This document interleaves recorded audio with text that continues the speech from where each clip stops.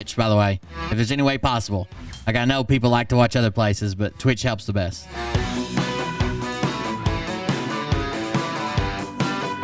Now people are checking in. Here, check. Raise your hands.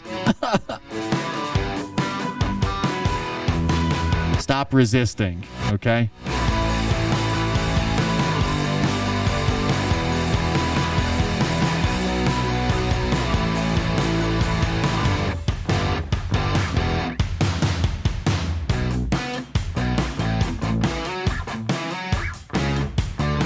We'll be right back in just a second.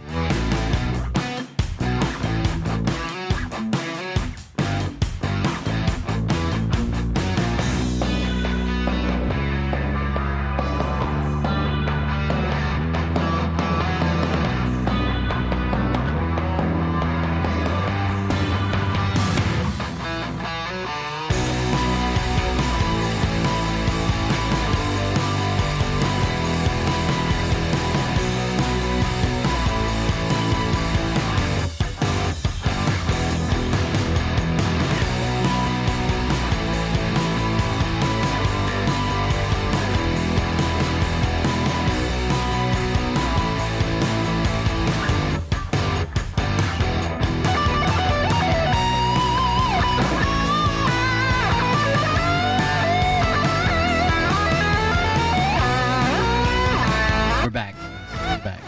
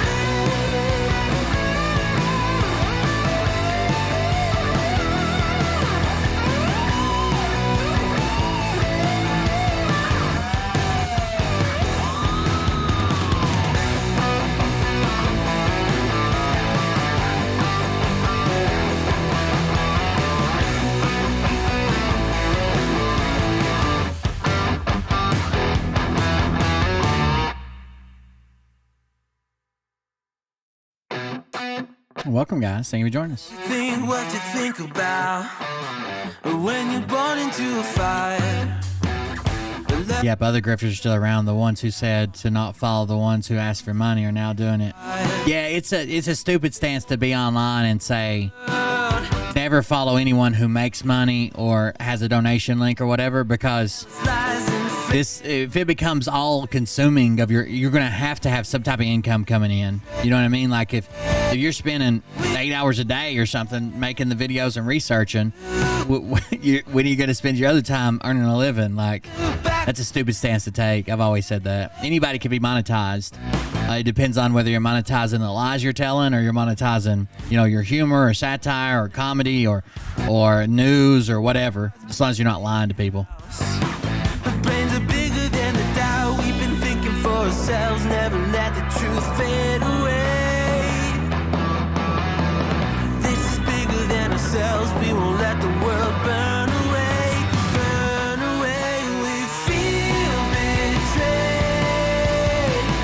We were raised to lose the race. Oh, I forgot to share the Facebook link. That's what I need to do. Hold on.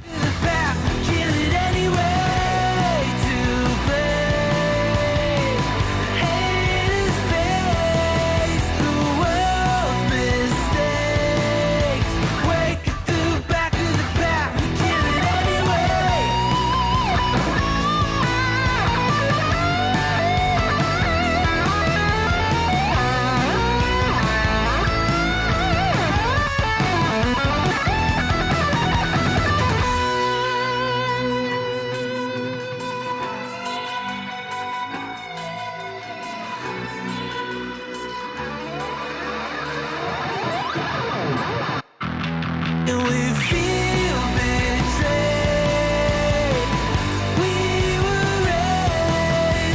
think I got that done. I'm logged back into the main account. Link shared everywhere. I'm in the right Discord server. Sorry, I'm running through the checklist here. Let me see what my audio device is, because I'm pretty sure they can't. I don't have it set up right. So if something pops up for the moderators, you guys are more than welcome to... How's that not coming through there? You guys are more than welcome to hop in Discord. It's muted. Like, I'll be able to hear you in my head. Like, if it's an emergency or something, I'll be able to hear you in my head, but, like, the stream won't hear you. So if something you really need to get my attention, you can hop into the one that I'm in. I think we're ready. Like Mustang Sally said, and that's the difference. And that's the rest of the story. Let me kill this audio.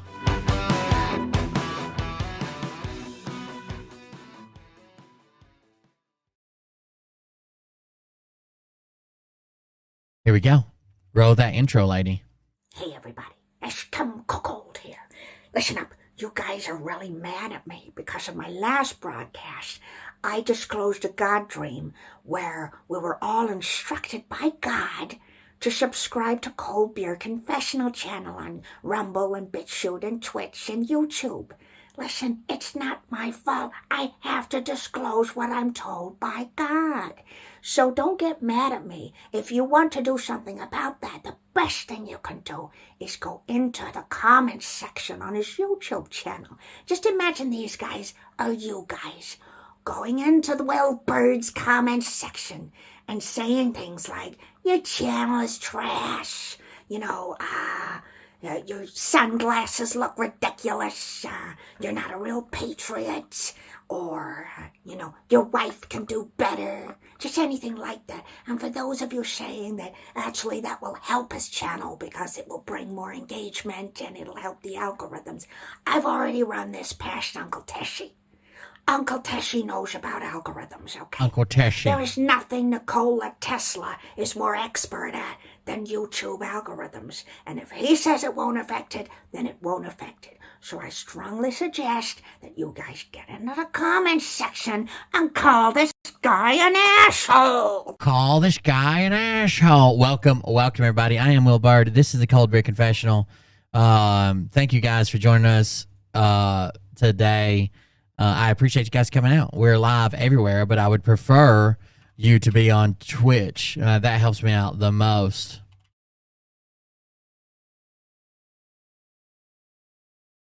Just a second.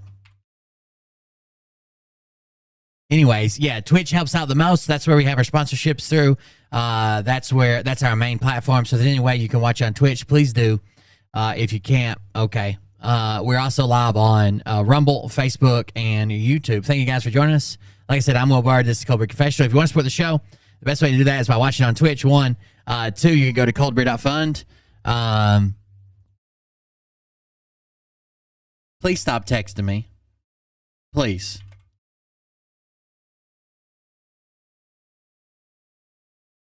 Please stop texting me. Anyways. You go to coldbeer.fund. You can use Dono Clip. That's our new one where you can record an audio or video clip, send it in personalized. We have some really funny ones there. You can use Buy Me a Coffee or this skull logo. And you can also join our Patreon for extra content. Extra content, usually either a Tuesday, Thursday, or the weekend, but there's typically 2 extra Patreon shows a week. One for one tier and below, and then one for the upper tier and above. And if you want to do that, you're more than welcome. We also have a merch shop, t-shirts, stickers, mugs, the good mugs, and pillows. So you can check that out. But yeah, thank you guys for joining us. We're going to go ahead and get started. There's the thing there. All right, so tonight we got a few things to talk about. Again, thank you guys for joining us. Thanks for coming out. Make sure if you, any way possible, if you have the Twitch app, go watch on Twitch. They actually rank my, when I get sponsorship deals, they look at how many average viewers I've got. So if you're watching somewhere else, it actually hurts the show in that one aspect. I like being spread out just in case Twitch goes down or I get banned or whatever. But if you can watch on Twitch, please do. It's free. You don't even need an account technically, but go watch on Twitch. Other than that, we're going to get started with a few things. First of all, I found a video that brought up every childhood terror I had ever had about, you guys remember, damn it, what's the name of it? I was just thinking of it. Final Destination. You guys remember Final Destination and the scene everybody thinks about with the log truck or whatever, when the logs come off the log truck.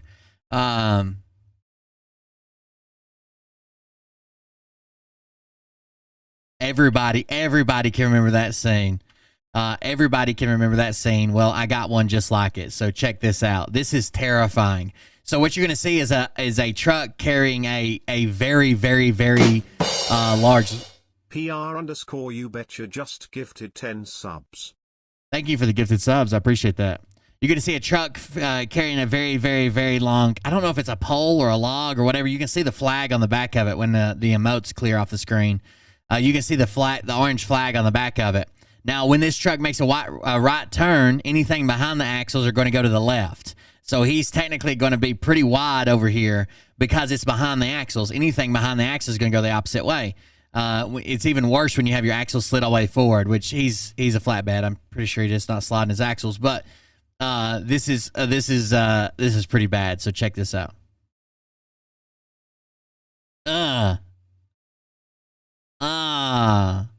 That is terrifying. Oh my God. It has to hit the drive. Like, luckily, it doesn't look like it shot straight, like head first into the driver. Instead, it looks more like it hit the passenger seat, then probably come over and smack the driver. But that would easily squish you to death, like right up against your door. That would easily kill you. That is crazy. I wonder if we can slow it down some. Yeah, we can. How much can we slow it down? Okay, we slowed it down a little bit, I believe. Yeah, 0.75 speed.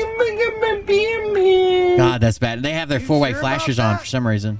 Oh no. You sure about that? I'm pretty sure. You sure about that? I'm pretty sure. You sure about that? You sure about that? We also have bit donations that happen on YouTube and cause different animations. There's one for 500, 600, 700, and 1,000 bits. Still working on 800 and 900, but there are different bit animations. This is scary as shit. Could you imagine this? So it looks like it would have, if there's a person in the passenger seat, it looks like it would have hit them right in the face. Looks like it would have hit them right in the face. But they, hopefully there wasn't. But still, the guy on the driver's seat something has to happen. Hold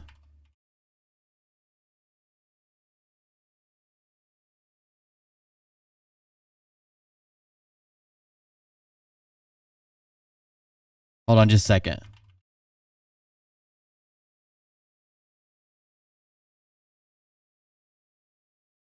That's terrifying. Like, you couldn't convince me that this guy had walked away uninjured. That's scary as fuck. It's from a dash cam of another truck. I don't know if that's a telephone pole or an actual log. Since there's just one of them, it makes me think it's a telephone pole, I guess. But Jesus Christ, that's scary. Anyways, that's the only TikTok video I'm probably going to share. We're gonna dive into a Phil video, and then Mariah sent me a bunch of hate messages, I guess, for dramatic readings. But we're gonna start with a Phil Godlewski video. Because that's always what people want to see, I guess. Either way, we're going to be starting here, and yeah, we'll start with this and see where it goes. Now, Phil has been off for 2 weeks. He had his bachelor party, which he claims he didn't go to, which is very interesting. He's sunburnt, but for the last 2 weeks, he couldn't do a show because he got some type of disease that one of his followers diagnosed, and then gave him an IV for it, where he was like shitting his guts out.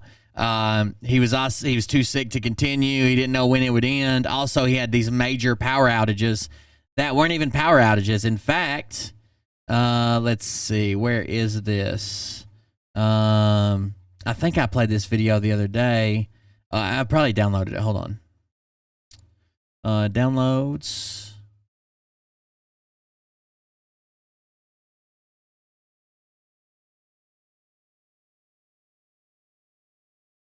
Maybe I didn't download it. I thought I did. Anyways, I'll grab it and play. Oh, I didn't play. I played it out of the thing. I know what I did. Never mind. 10 videos. Here it is. In fact, they had someone driving around his neighborhood to prove that his power wasn't out. He said that the power would come on for like 2 minutes, then it would go out. Then he said he'd come back on, then he'd go out, and there's no way he could do a live stream. It was so bad.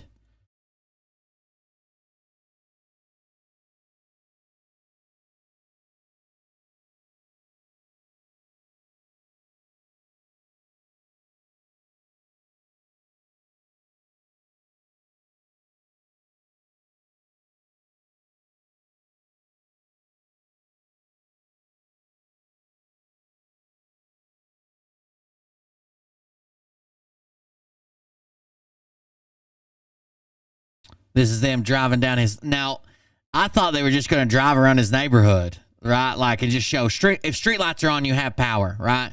You can't even claim that... you know, your generator's running that.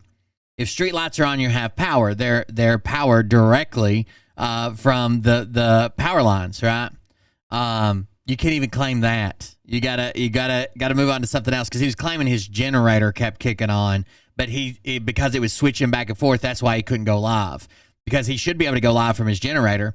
Phil has this weird lie where he tries to tell people that his electricity and his internet are together.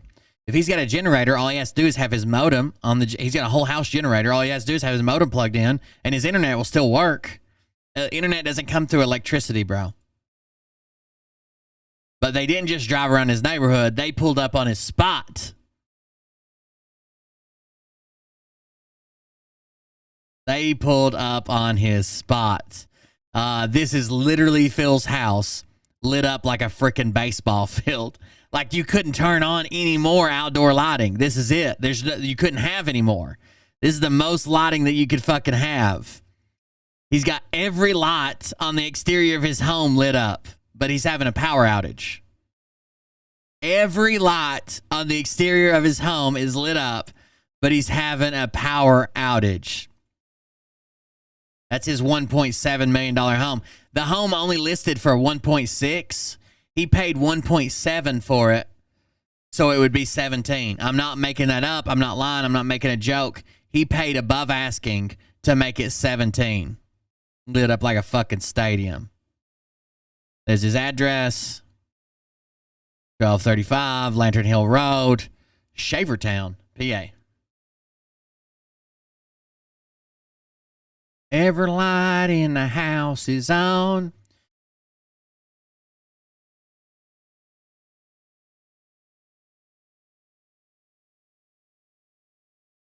There's no getting around that. Solid financial decision. That's right.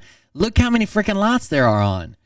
Like, there's 2 lights besides every garage door. There's 2 lights over here. The porch light. Every exterior light on his home is lit up. Every exterior light. And he's telling people, oh, my generator, my blah, blah, blah. The street lights are on. The neighbors' houses are on. Are you generating enough power to run all them too? Of course not.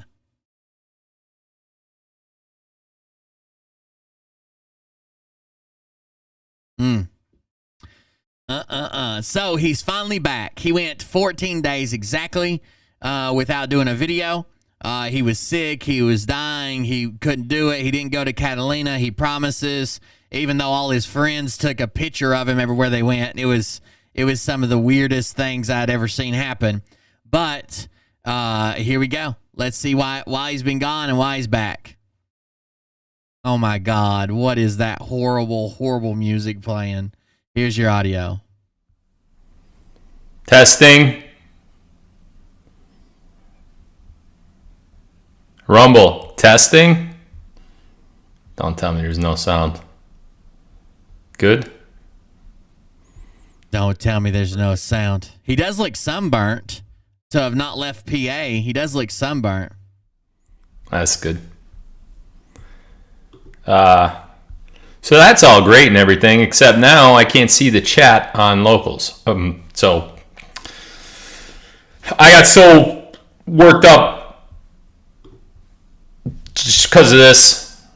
I had to change. I was wearing that hoodie and I'm flushed. I feel like I'm flushed. So instantly he makes an excuse for his sunburn. He's just flush because he was wearing a hoodie. He's just flush. That's the reason he's so red. People already had comparison pictures of him up of like before He claimed he didn't go after he claimed he didn't go. And it was pretty telling, I believe. It was pretty telling, the difference in his complexion. But whatever. He's flush. All right, well, glad you guys could hear me. How we doing over there on D-Live? Loud and clear on D-Live? Cool. My D-Livers. Can't forget about my D-Livers. D-Live saved us. A little lemon doing a floss. Look at that. That's cool. D-Live saved us when, I think YouTube kicked us. YouTube deplatformed us. Is that who it was? For those of you that are just tuning in and you don't know what just happened over the last 20, 30 minutes, obviously, welcome to the matinee live. I don't do very many of these. I might actually start doing these a little more often just to increase my content. Let me explain why, and then I'll get into the other thing. Okay. I can't do lives when my boys are here. Can't do it. Can't do it. In a number of ways. Number one, my ex doesn't care for it because they have a tendency to walk in, as you guys know. You can hear them in the background. She don't like that. I respect her wishes. I get it. So I try to... So he's literally never respected her wishes. This is just more excuses, right? Like, he's literally never respected her wishes. Have you heard the way he talked about her? In some of his audio clips, the way he fucking talks about her. He never loved her. She wouldn't sleep with him. It is bad mom. What do you mean you respect his wishes? And he keeps saying ex when he in fact means his wife that he's currently married to. There's been no divorce. Wait until they go to sleep and then do it, but then it's too late, you know? So on days that I have my boys, I'm probably going to start doing some matinee lives. The live viewership goes down, but the total viewership remains because the people that watch later will just watch the replay. So I'm probably going to start doing that to increase. So he may not have 27 million people today, is what he's saying. Content on my channel. Not because I just want to start posting random content, just because I want to be with my boys when they're here. I don't want to, no offense to you guys, but they're my sons. So I prioritize them over everything. And he doesn't, though. He literally doesn't. Like, he doesn't, though. He literally doesn't. Bots are expiring, probably. During the day, they're in school, so, you know, it's different.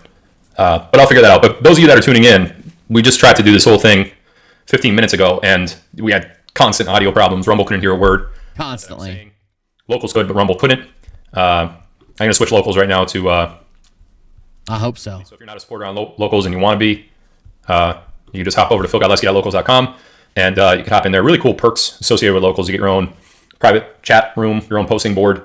Really cool stuff. So nonetheless, our audio wasn't working in the first try this afternoon, so we had to shut that down. I restarted all the equipment. Must have been some sort of interference somewhere with something. I don't know what it was. But what I do know is we're here now, and we can do this right now. So lots of stuff to talk about tonight. I haven't been live for the last couple of weeks. I was ill. I had food poisoning, some sort of bacterial infection. About a week ago, I missed my own diagnosed by one of his followers. Bachelor party this past weekend. My friends still went. There were 4 or 5 of them that still went because the trip was already booked and paid for, but I could not make that trip, and I'm sad that I couldn't go, but it really crippled me, not only for making the trip, but also... But he did get quite the sunburn. Even though he didn't go. That was weird. It's very strange he didn't go, but still got sunburnt. He got sunburnt while being food poisoned. How many people you think get a sunburn injury while they're food poisoned and bedridden? This bastard bacteria. Also from even doing lives. It was a really, really tough week for me. So regrettably, that was some terrible timing for that particular thing to happen because a lot happened in the last week. A lot, and a lot more is about to happen. PR_you betcha cheered dead. Uh-oh, what's this? Uh-oh. A boat? Who is that?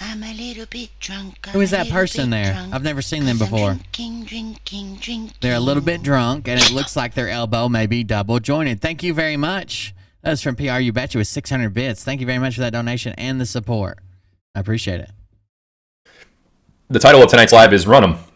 And we're going to talk a little bit about what I mean by run 'em. Run 'em. He means run to your bank, withdraw all your funds, and send it to me.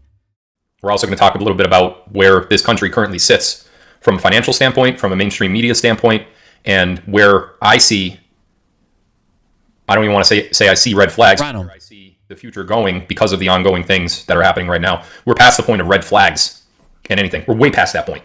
Way past. a red flag isn't going to go up to show a cautionary tale to someone. That cautionary item. It's not unusual for people with money, I guess. If you want to spend the money to have like IVs at home or whatever. If you're dehydrated, there's even people that that party and get drunk and will pay somebody to have them. You pay somebody to bring them an IV, right? It's the best cure for a hangover. A hangover is almost all because of dehydration, or at least the shitty feelings about it from dehydration. We've seen other streamers even do it, like Baked Alaska. Oftentimes when he's home, he had a doctor or I was thinking it was an LPN or somebody would come out and do an IV stick and give him an IV. That the red flag usually sticks up for and say, "Oh, there's a red flag there. You better." No. We're past the uh-oh. We're past all of that. There's no saving any of the current systems that are in. Dr. Amanda, thank you very much, Sue. Dr. Amanda, I wish you'd give her a title, okay?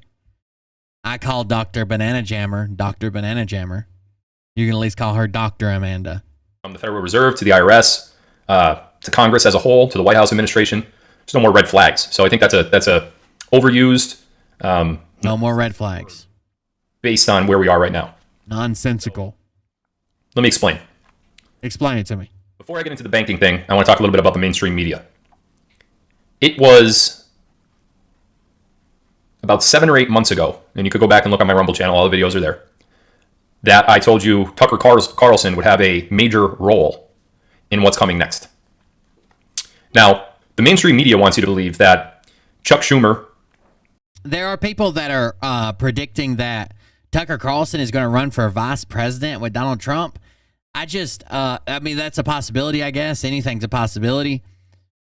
That's a lot of headache for Tucker Carlson. And we already know that Tucker's got some skeletons in the closet that are probably going to be falling out shortly, and some have already fallen.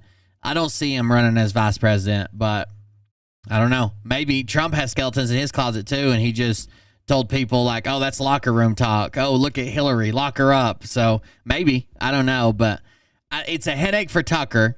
He'll probably make less money unless he just wants it to like put a check mark beside his name. Like, oh, I was almost president. I was vice president. He could make more money and do things that he probably enjoys more without ever running for vice president. But it's up to you. What you think? Not angry because Tucker Carlson was Dr. Amanda Kaha. Doctor. She's been promoted. I personally put her in for a promotion. Showing the January 6th footage. They actually showed one of the police officers alive and well that would have supposed to have been killed by their narrative. They showed him walking around. Tucker aired that and some other stuff about January 6th. So he was basically revealing the fraud from that day. Revealing it. Okay. For quite a while. That's nothing. By the way, YouTube disclaimer. I don't agree with basically anything this motherfucker says. Okay. The reason I'm showing this is to show how he's brainwashing his following and to help wake some of them up so they get away from this before they've bet all their time, money, and effort on his lies, and then none of it comes true. I don't personally agree with anything he says here. This is all shown for satire, educational purposes, and for a disagreement to show how dangerous this mentality is. Thank you. New to us. 2 years now, we've been talking about it. We knew what happened that day within a couple weeks. Now, the general population is just finding out about what happened that day now, partially from Tucker, but more so from truthers, channels like mine and like others. But Tucker Carlson got called out by Chuck Schumer. Uh-oh. He went on his little rampage and called on Rupert Murdoch to stop this, that. And then, people forget about it, but immediately before... Tucker Carlson, apparently from a Fox insider, Tucker Carlson broke the cardinal rule or committed the cardinal sin. And that was thinking that he's bigger than Fox. So Fox does not want one person, one entity, thinking that they are bigger than the network, thinking that they basically can name their price. They are the network. Which Tucker was, right? He was the number one person on there. He had the biggest platform. He made them basically all of their money. Tucker was pretty far up inside of Fox, but they don't want you thinking like that. So according to this insider, not only do they have like a dirt file on Tucker of everything he's done wrong and everything they've caught him doing this or messages, blah, blah, blah. There was also a leak of Tucker's own text messages where he was berating Fox and the board of directors and Rupert Murdoch, saying like how dumb they were and how they couldn't run the company correctly, blah, blah, blah. And apparently that's a big deal there too. If they catch you talking shit about them, they'll do everything within their power to get rid of you. It's not a smart financial move on their part unless they're expecting probably the lawsuit against him that I showed you the other day from the female producer who worked there, and possibly other lawsuits or companies maybe like Dominion or Smartmatic to go after him personally and cost the network in not only negative press but also monetarily in money.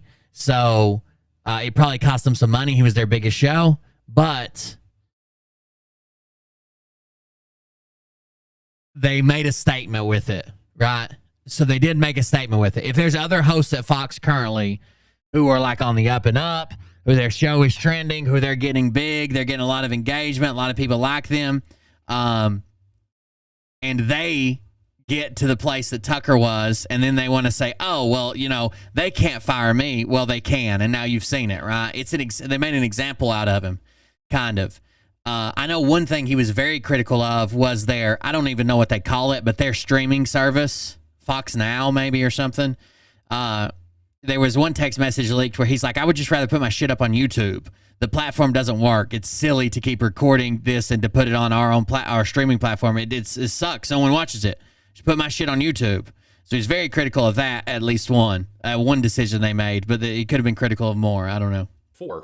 Immediately before, within a week, maybe even less than that, of Tucker's removal from Fox News, Fox settled a lawsuit with Dominion. Fox Nation, thank you. A lawsuit with Dominion, especially for $800 suit with Dominion. Before, within a week, maybe even less than that, of Tucker's removal from Fox News, Fox settled a lawsuit with immediately before, within a week. And you know, people forget about it, but immediately before, within a week, maybe even less than that, of Tucker's removal from Fox News, Fox settled a lawsuit with Dominion. Why would Fox settle a lawsuit with Dominion? Why would Fox settle a lawsuit with Dominion? This is not big brain. This is not read between the lines. This is not decode it. Why would Fox settle a lawsuit with Dominion? Because they're not going to win the lawsuit. Because they're not going to win the lawsuit. Why would you settle a lawsuit? If you could win it, if you could prove the things that you said were true, why would you pay, $750,000?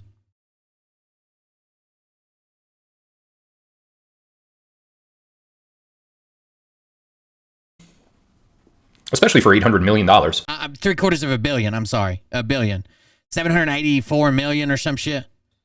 Why do that? You think these two things are not related?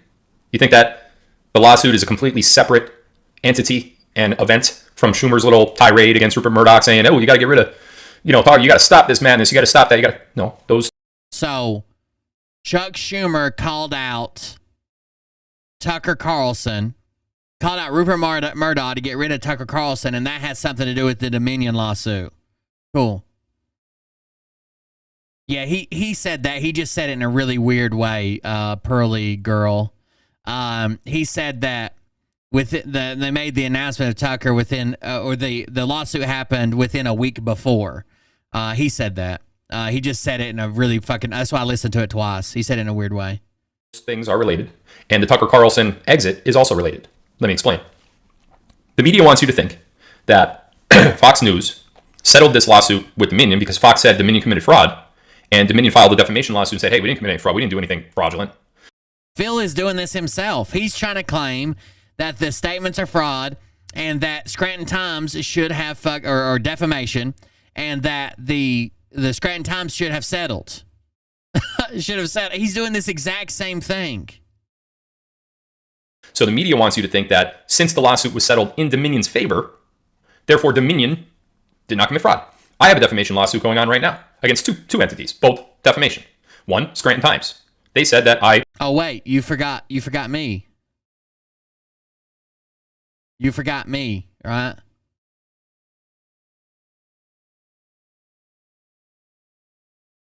No, that's actually not true. BlackRock holds no. They don't have any investment in Dominion voting systems.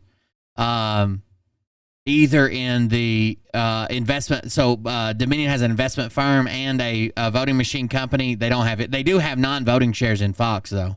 BlackRock does not have any in Dominion. Essentially, am a terrorist. I'm responsible for January 6th.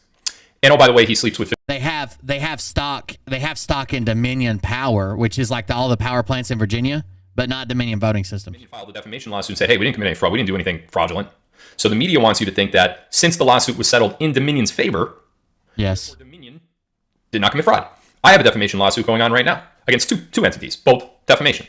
So you're telling me that if right now you backed out of a lawsuit and sent the Scranton Times $1 million, that people should think that you won the lawsuit?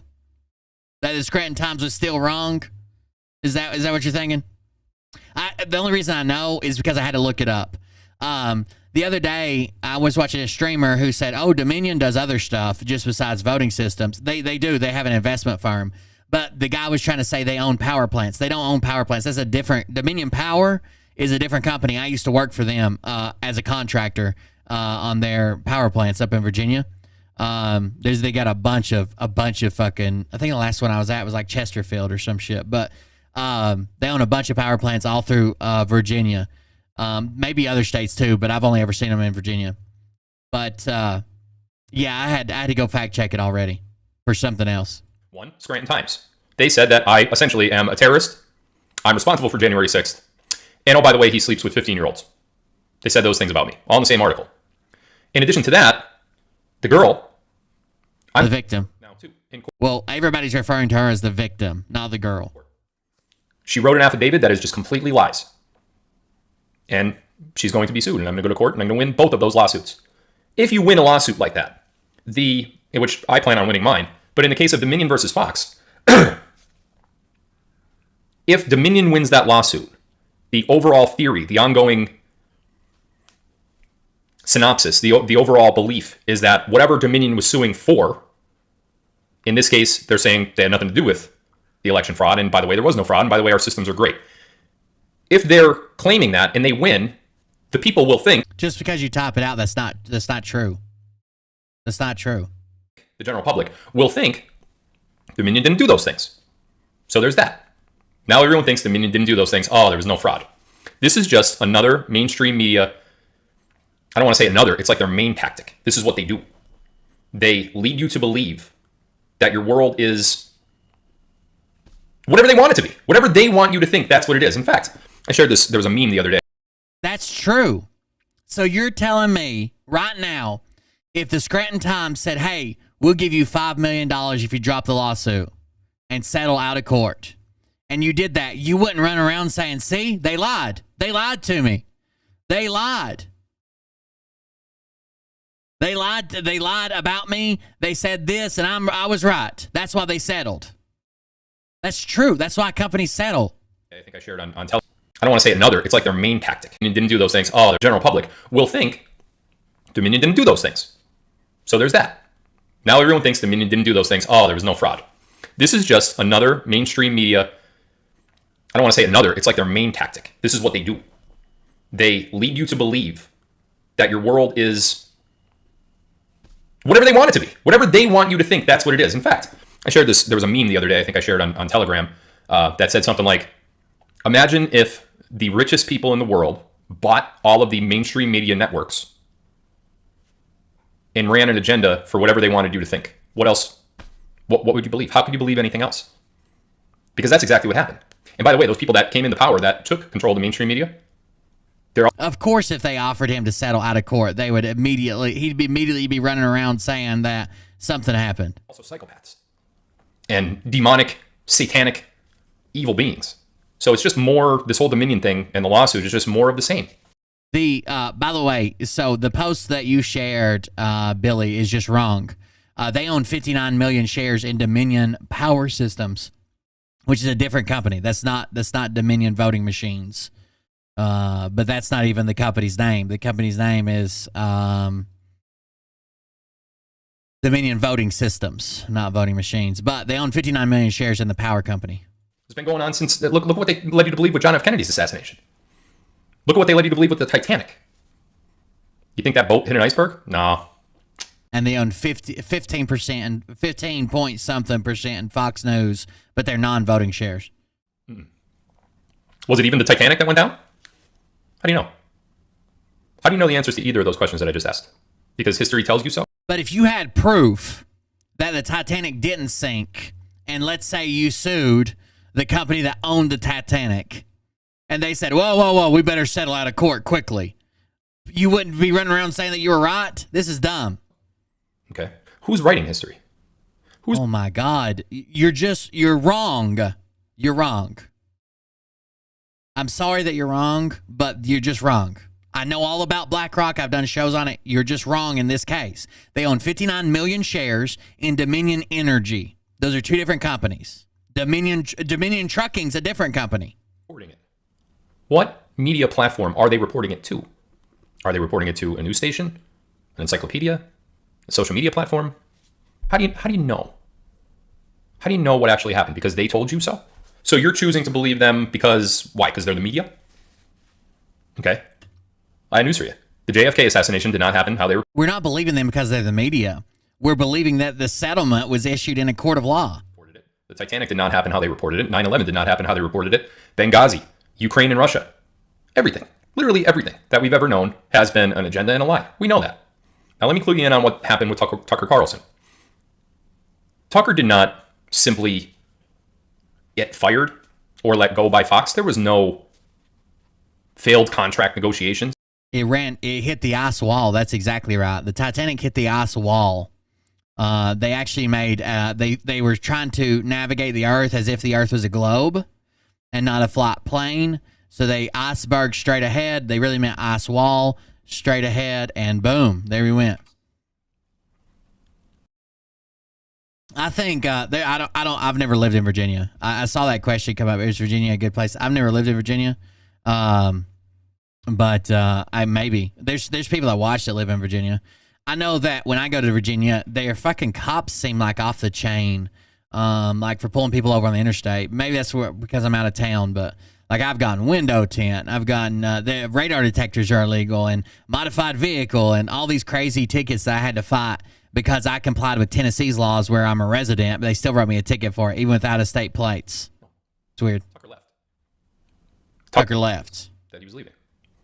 Tucker quit Fox News. I got news for you as well. Dan Bongino, there were no failed contract negotiations with Fox and Dan Bongino. Well, he says there are. Dan Bongino left Fox News. Now, if we go back to what we so when he says Tucker quit, it's kind of hard to say. So they abruptly, like very quickly announced there was no intro, or there was no like phasing out, or there was nothing. Because it's so abrupt, that's why a lot of people believe that Tucker had no choice. But their official statement was, we've agreed to part ways. But we've agreed to part ways. The problem is they post-dated his last show as his last show. Like typically when a host is going to leave of their own accord and they just decided to move on, that a lot of times they'll even do like, this is my final week, and get those numbers up, right? A lot of people would probably tune in for like the last week of Tucker on Fox News, blah, blah, blah, just to see if he's going to say something crazy, outrageous, or blah, blah, blah. They like post-dated it. But since then, he's kind of come out and broke his silence. It says, Tucker Carlson has broken his silence for the first time since his abrupt departure from Fox News, posted a video to Twitter that did not directly address his reported firing. So it's being reported as a firing, even though they said we've parted ways.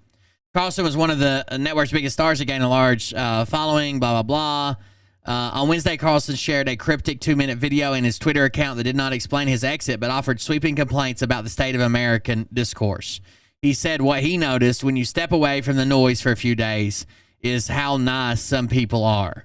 The other thing you notice when you take a little time off is how unbelievably stupid most of the debates you see on television are, he added. They're completely irrelevant. They mean nothing. In 5 years, we won't even remember we heard them. Trust me, as somebody who participated. That was basically the video he made. So he hasn't really said that he was fired, but I think you can read between the lines. He didn't leave with a notice. I'm pretty sure he was fired. We were just talking about with the Minion versus Virginia's for lovers. That's what they say. That the Bongino separation and the Tucker Carlson separation happened immediately after the settlement with the one single solitary smoking gun that has to do with election fraud? What smoking gun? A smoking gun doesn't settle. A smoking gun doesn't settle. Proof doesn't settle. You're acting like Fox just settled because they didn't have time to do this court case. Bullshit. If they had a smoking gun, not only would they have time to go through this court case, but also they would have won money. They wouldn't even have lost money. Their legal fees would have been covered. They would have won a counterclaim if they would have filed one. They couldn't win. Dominion had them dead to rights, including leaked internal communication. Leaked internal communication. Even Tucker Carlson knew that the claims, all of their leaked communication they leaked out, were people saying, you know this isn't true, right? Well, we've got to keep telling them because that's what the audience likes. We got to keep telling them Dominion's a fraud, committed fraud, because that's what the audience wants to hear. That's what their leaked intelligence said. That's what it said. Or their leaked messages. Tucker was even calling for the firing of someone who is still propagating Sidney Powell and the Kraken. We got to get rid of her. She's no good for the company. They knew it wasn't true, and they kept feeding it to you for ratings. The same way that Lynn Wood knows it isn't true, but we trusted him. Sidney Powell knows it isn't true, but we trusted him. Donald Trump knows it isn't true, but we trusted him. That's how they got it over on so many people. It was people you thought you could trust.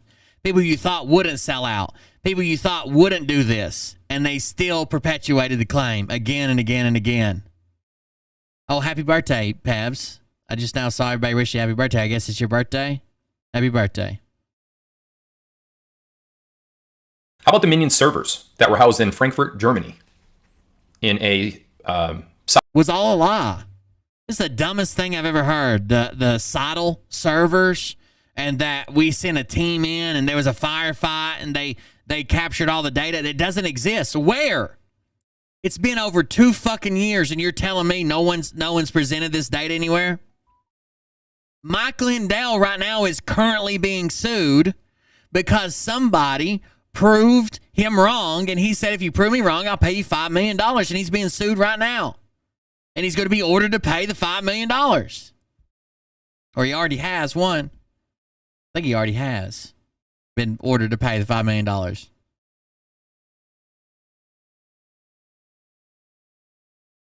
For his public bet he made.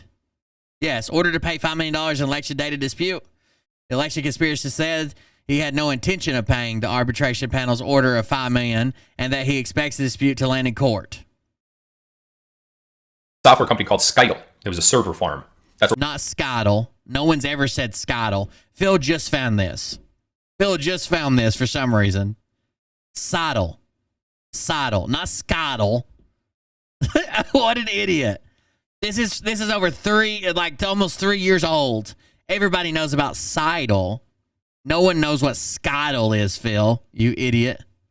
He's got to do better research if he's supposedly been around since before 2016. He's going to have to do a little bit of research here.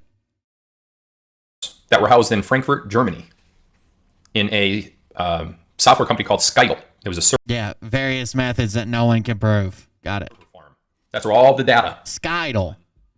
November 3rd, 2020. November 4th, 2020. That's where all the data was sent to.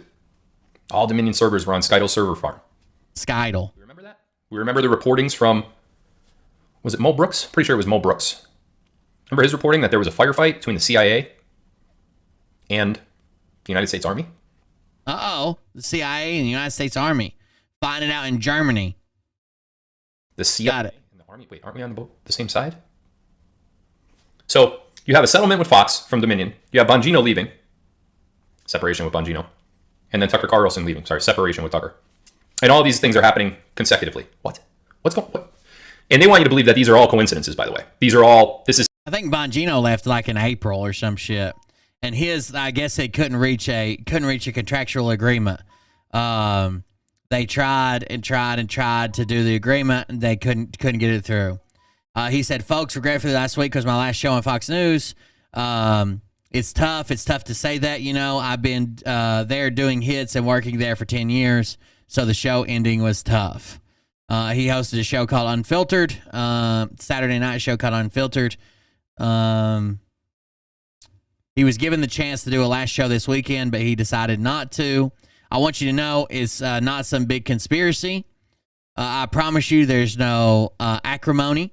This wasn't some WWE brawl that happened. We just couldn't come to terms on my extension. So I'm assuming he wanted more money and they couldn't go to the money that he wanted. Or maybe he wanted more airtime and they couldn't go to that. Is happening this way because it just so happened to be that way. I'm sorry. I had news for you. I told you 7 or 8 months ago in a live stream that Tucker Carlson would have a major role in what's about to happen next. Now, what I stopped short of saying was not too much could happen unless Tucker Carlson is no longer with Fox. I didn't say that because I didn't want people looking for an event. I didn't want people looking for a date, and I didn't want people putting emphasis on that date and on that event that, oh, well, now everything happens all at once. We'll talk about everything happening shortly. But for now, we're talking about Tucker, Dominion, Bongino, and this stuff. So now that Tucker is networkless, so to speak, I got news for you, by the way. Let me digress. Okay. Numbers at Fox. I know Tucker had, quote unquote, the best numbers of any broadcaster on any network, and he was getting X amount of millions per, hour view, whatever. Tucker's numbers pale in comparison to a lot of people that have a platform like mine, especially my numbers. Imagine. Tucker Carlson pales in comparison to Phil, but no one wants to sign Phil. Phil hasn't been offered a contract. No one wants to sign him. No one wants to pay fucking Phil. No one wants to pay for his viewership numbers. That's weird.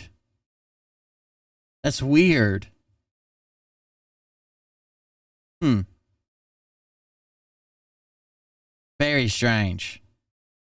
You'd think he'd at least get on the trending page of Rumble. Nope, not once. But even other people get more views than Tucker Carlson. And that's just on social media, podcasting, live streaming, whatever you want to call it. So I know the media highlights Tucker Carlson as the guy for news. Like he's the guy that you tune. He gets the most views out of anybody, right? He gets the most views out of anyone on mainstream media. He does not get the most news when it comes to delivering news. The landscape for reporting news will never be like that again. Those days when you tune in, you trust what Tom Brokaw is saying, and I don't know. This is the dumbest argument that has ever been made. Do you know how much Tucker was probably making a year? Don't get me wrong. Phil makes a lot off his overpriced silver. He makes a lot over his 401k things. He makes a lot different ways, right? He doesn't make Tucker Carlson money. He doesn't have Tucker Carlson contracts. Don't you think somebody would be paying him tons and tons and tons and tons of money? Who else? What? Peter? It's all good. They're all those old school broadcaster guys where you actually tuned in and you listened to them. You trusted them so much with their reporting that you believed anything that that they said to be true, right? That'll never happen again. Never. I'm sorry, I gotta mute somebody here. Uh-oh. Gotta mute somebody calling me out. I don't want you guys to be distracted, and I'm seeing messages that you're distracted, so get rid of them real quick. Copy and paste this. Look at this guy trying to. Don't click any links that you see in the Rumble chat. It's just crazy.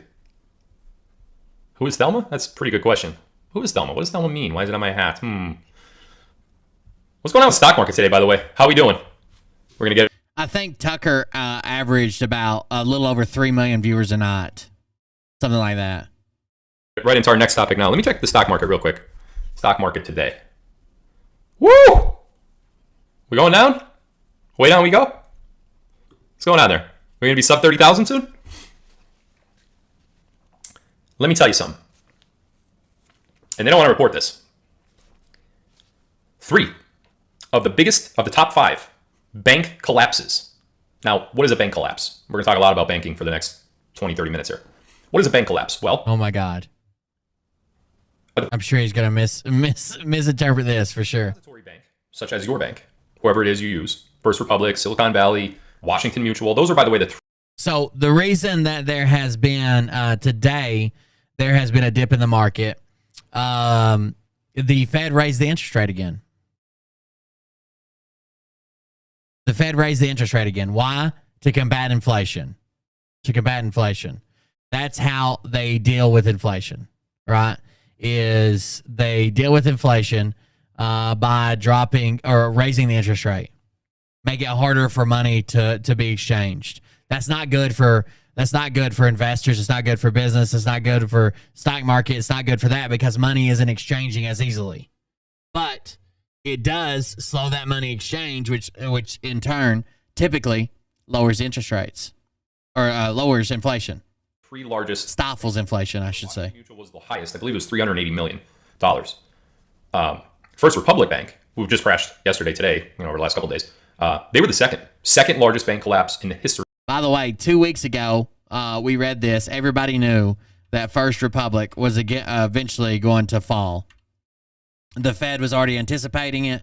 The FDIC already knew. Everybody was already predicting it. That was 260, I believe, million. Billion, I'm sorry. I'm saying million like it's a thing. Billion would be. And then, of course, you had Silicon Valley Bank. 3 of those top 5 just happened in the last couple months. But yet the mainstream media is not reacting. Yeah. So the asshole donation typically does get me demonetized on. Well, not demonetized. Somebody else claims it, right? Because it's a copywritten material. But I can go back later and mute it. And it's probably more than I would have, as long as I have a few donations through the night, animation donations, it's more than I would make on the ads on YouTube anyways. It's not that big a deal. And I'll go back and mute it anyways in that segment as soon as they give me the option. Acting like it's a big deal. Whew, it's a big deal. Let me tell you why. Your depository bank. Many of you use First Republic, Silicon Valley, Washington Mutual in the past. You probably use Chase, JP Morgan Chase. You probably use subsidiaries of those banks that I just mentioned, or more banks such as PNC, Bank of America. A lot of people say that. Derek's belt buckle. Citibank, Charles Schwab, to name a few more. You put your money in those banks, right? Because you put your money in those banks, you think that you could go to the bank and get your money. Volcker had to raise the interest rate to double the rate of inflation during Reagan. Oh, I didn't even know that. Voodoo economics. It took a few years to work. That's what a bank is for, right? Make a deposit, and if you want to, make a withdrawal. Pretty simple stuff. Nothing super hard to comprehend here yet, but pay attention. Let me ask you a question. If a bank's... Look, if Phil had 27 million people watching him, he would be on the front fucking page of Rumble all the time. Rumble's Twitter account would always be like, Phil is going live. Here we go. This is our big star. Everything's going on. He's real good buddies with the guy at Rumble, remember? He's always talking about how he's going to get stuff implemented and he's going to call the owners and he's going to blah, blah, blah. All that would be going on. It isn't for some reason, which is strange. Now, he did get the little Rumble Award or whatever. We looked that up on the pre-stream over on YouTube. It's got to be like if you have 100,000 followers or some shit. Because a bunch of people have been showing them off. I've seen probably 5 or 6 people with that in their background now. Not the box. That looks weird and tacky. But the actual thing. I don't know why he's displaying the box. That looks tacky as fuck. Such as First Republic. And we're just going to use them because they're in the news. They just crashed. Second largest bank failure ever. We're going to talk about bigger ones that are coming in a few. Let's imagine that the numbers that they state are true. Silicon Valley Bank has... Let me make sure I get the numbers right here. I have it right here. I don't want to be quoting the wrong numbers. Okay. First Republic, I said 270 before, 260. It's actually $233 billion. I just Googled Thelma. It's a hat soldier. It's actually from the movie Thelma and Louise. Are you shitting me? I thought people were just making jokes. It's actually from the movie Thelma and Louise. It's a com, guys. It's a com. Okay. Yes, it is. Yeah. Thelma and Louise hats. Some of it is mortgages held. Some of it is, stuff like that. But most from Amazon. Total accounts from all of their customers. It's from a company called Vintage Life. Funny hats for women and girls. Hold on. Here's the ad. Vintage Life, funny hats for women and girls. Distressed trucker baseball cap with sayings.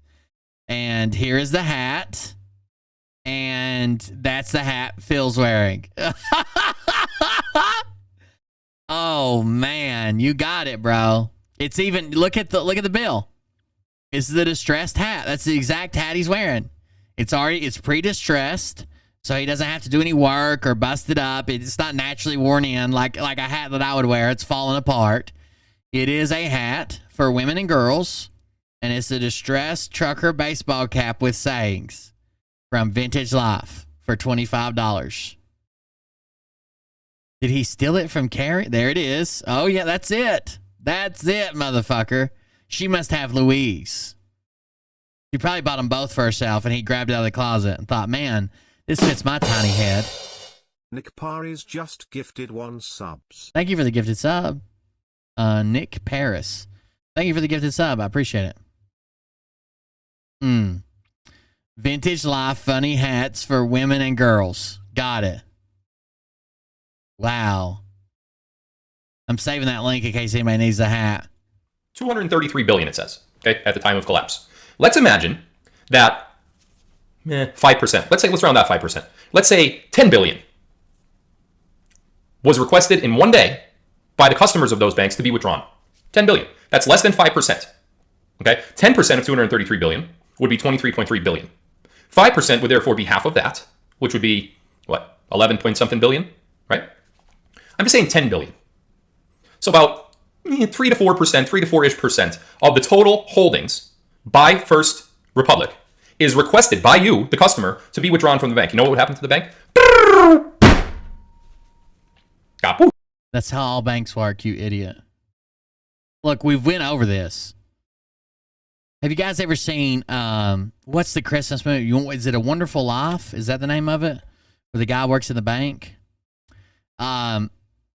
You could destroy any bank, including your bank, okay?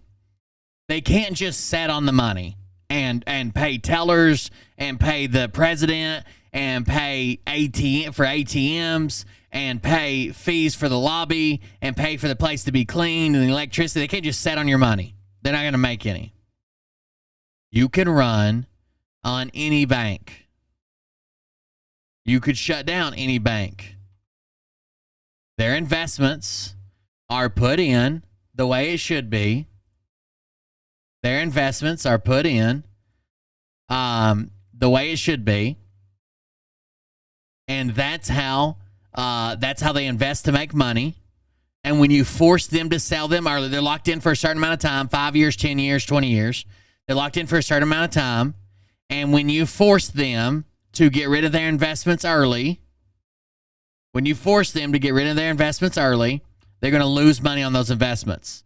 Now, depending on how many times they lose money on those investments, well, then it's going to make a run on the bank, and they're going to go back. You can do this as any bank in the world. You could probably do it with the vendors that he's sending you to over at Goldco in their private vault.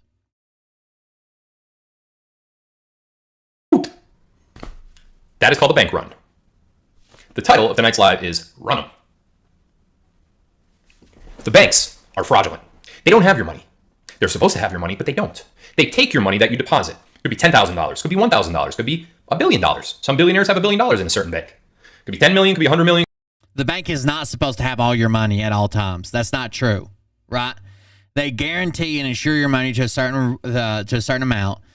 How do you think loans even if we're not talking about investments, how do you think loans work? Do you think the bank just invents money or just prints out money that has no tie to anybody else to give out a loan? Telling people to run on banks is only going to hurt the economy. It's only going to fuck people that are in those banks. It's going to shut down banks. And then when you only have 3 major banks left, the only ones that can survive this, they can do whatever they want because they got a monopoly. He's about to destroy every local and regional bank in the world if they take his advice.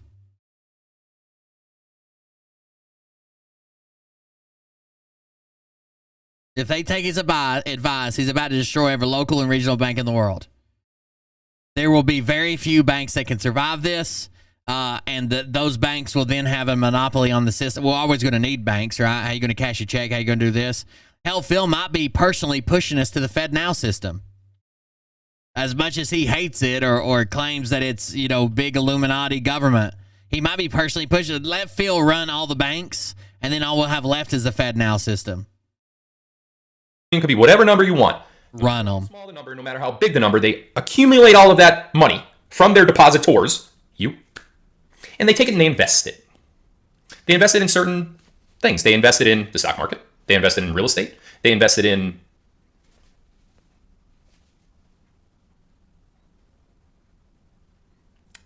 options, put options. Anyone ever see the Big Short? Steve Carell? They invested in short options, and they bet against a certain stock or commodity. Banks typically don't do this.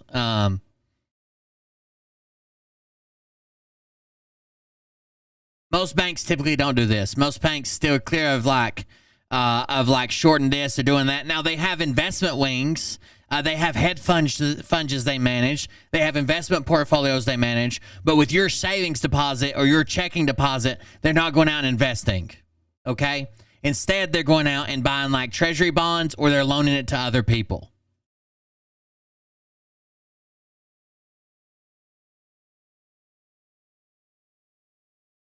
They go out and buy treasury bonds. The reason that Silicon Valley's bank, they couldn't just cash in their treasury bonds. Let's say they had 10-year bonds. I don't know how long their bonds were for, but let's say they had 10-year bonds. And when they bought those bonds, let's say the interest rate was at 2%. And let's say they were halfway through. They were 5 years into this billions of dollars of 2% interest or treasury bonds. When you make a run on the bank and you call for more money than they have on hand, so they have to get it out of these treasury bonds, and the interest rate has went up since then, so now brand new bonds are selling for 6% instead of 2%. When they they'll have to sell them to another company. They have to give you your money. Phil's saying they don't have it. They do, and they have to give it to you. So what will they do when they do this? They'll take a loss. They won't be able to sell their $1 billion treasury bond for $1 billion plus 1% interest. They'll take a loss. They'll probably get, 60 cents, 70 cents on the dollar. But they're not out here running and trying to short stocks and listening to Wall Street bets and investing it here with regular money. That's not what they do. They give it out to other lenders. So anybody, when you go to get a mortgage, you're using someone else's money at the bank, and they're paying out that mortgage, and you're paying it back. That's why you pay an interest rate. When you buy a car, you're using someone else's money. You're using someone else's money to pay for that. We'll talk about commodities in a bit too. They invested in a certain commodity to fail. Now, what happens if that commodity, that First Republic or any other bank, is taking your money and betting that the commodity will fail? What happens if the commodity doesn't fail? What happens if the commodity rises in value? What's a commodity? Oil. Have you ever wondered why a bank gives you more money for a CD? You know what a CD is? Certificate of deposit. A CD is when you invest money, but they say you can't get it out for a year, or you can't get it out for 5 years. But they'll pay you a much higher interest rate. The reason they do that, the reason that checking a savings account interest rate is super low, but a lot of times a CD will be 5 times higher, is because without paying penalties, you can't get your money out. You can't get your money out without penalties. So they are guaranteed that your money's going to be there long enough so they can invest it. They can loan it to someone else. They can buy treasury bonds. Textiles, precious metals. What happens if that commodity that they're betting against, they're saying, oh no, that number's going down. We see that number, that spot price of silver right now, we see that number at $20 a share. We're going to put a short on those shares. We're going to put a short on that, and we think it's going to go down. What happens when it goes up to 25, 30, 35, 50, 100? Well, the bank fails. Now, what then happens to all your money that you deposited in the bank? That's your money, isn't it? Well, technically. So one of the problems here is the Fed back in 2020 removed the standard amount that a bank had to have for cash reserves. So before, they used to have a number. They had to have this much cash reserve on hand. I'm pretty sure the Fed back in 2020 got rid of that. So if anybody that runs on a bank is going to successfully run, like if you have enough people, you're going to shut down a bank. You're going to shut down a bank. If you have enough people, you're going to shut down a bank. It doesn't matter if they've been following all the rules. It doesn't matter if they've been following none of the rules. It doesn't matter how risky their investments are or how solid their investment plan is. It doesn't matter. If you have enough people, you're going to shut down a bank. Even if all they've done is given out mortgages and car loans and haven't even invested any of it, you would still shut down a bank if you ran on it. It's your money. But if the bank fails, is it your money? What are the rules that if a bank fails, what are the rules? Is the bank responsible for the money that they are supposed to have that they no longer have? It gets a little tricky. Hear me out here.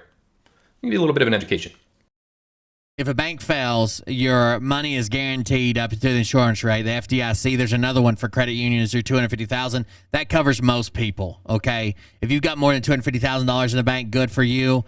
You should probably be securing in other places or put $250,000 in each bank or move it around or something. But the FDIC insures it up to that amount. After that, they take all the assets the bank holds, including their buildings, including any properties they hold, any investments they have, liquidate them all, and they start paying off by percentages. So everybody will be assigned a percentage point for how much money they have in the bank, and they start paying those off. If the bank goes insolvent and they no longer have any assets, they have negative balance sheets, just like First Republic, just like Silicon Valley Bank, and others to come. But if a bank goes insolvent, the money you had in that bank that you think belongs to you, if they That's right. insolvency and they go Insurance, a lot of times, like life insurance and shit are the same way. They take that money and invest it. Some life insurance have payouts. I don't know if you guys know this, but like Mariah's grandpa did this. Like he paid his life insurance for so many years until he had paid up to a certain amount and had it for so long. Then he took the money out of it, basically borrowed against it, and went ahead and paid for his funeral and stuff, and still had money left over. kaput. The only thing that you have backing up your money in that bank is not the bank owners or the bank itself. Yeah, you can try to sue. Good luck. It's not the bank owners. It's not the people that own the bank. It's not the board. It's not the CEO, Jamie Dimon, CEO of the Chase. No, it's not any of those people. The primary means of most banks making money is going to be interest rates they charge for lending money. That's the vast majority of how they make money. If you've got a loan and you pay interest on it, that's so the bank can make money for the price of using their money. That's so the bank can make money. No, I can't. For the price of loaning out their money. Thanks for the suggestion, though, douchebag. If you have your car loan has an interest rate on it. Your home loan has an interest rate on it. Recreational vehicle, a motorcycle, whatever you get a loan on, a business loan, they all have an interest rate, right? That's the primary way that, but even if that's all they did, they never bought a treasury bond, they never invested in anything else, they don't have fucking hedge funds or hedge fund manager, they never invested in another dime in anything else but loaning out money. If you ran on the bank, you can't get it all. You can't get it all. They took a percentage of everybody's account or a lot of people's accounts, took money from all of those and loaned out that $500,000 for someone to buy a house. And they're getting it back in payments, but that doesn't mean that you can have it instantly. You just can't. There is one single solitary entity that is responsible for giving you your money back. Who's that entity? Rumble, I'm going to go to you. That's right. Who's got your money? They'll package loans. That's how a lot of times if you have like a mortgage and then it says like you have a different mortgage provider now instead of this bank, you're going to be going to this bank, blah, blah. They've packaged together and sold your loan. Who backs up your money? Who's backing it up for you? Tell me. The FDIC. Joking. Good. That was Grace. I got you. She got it first. Good job, Grace, too. Actually, this is live. I don't know why people are saying this isn't live. This is live. Somebody just said, plot twist, this isn't live. The FDIC. So, I'm going to read you the actual definition. I'm just going to type in very quick search here on DuckDuckGo. You could do this yourself. What is the FDIC? Okay. The Federal Deposit Insurance Corporation is a United States government corporation, that's a lie by the way, supplying deposit insurance to So I'm gonna read you the definition. Right, for anybody can do this. I'm gonna read it to you right from the internet. Anybody can do this.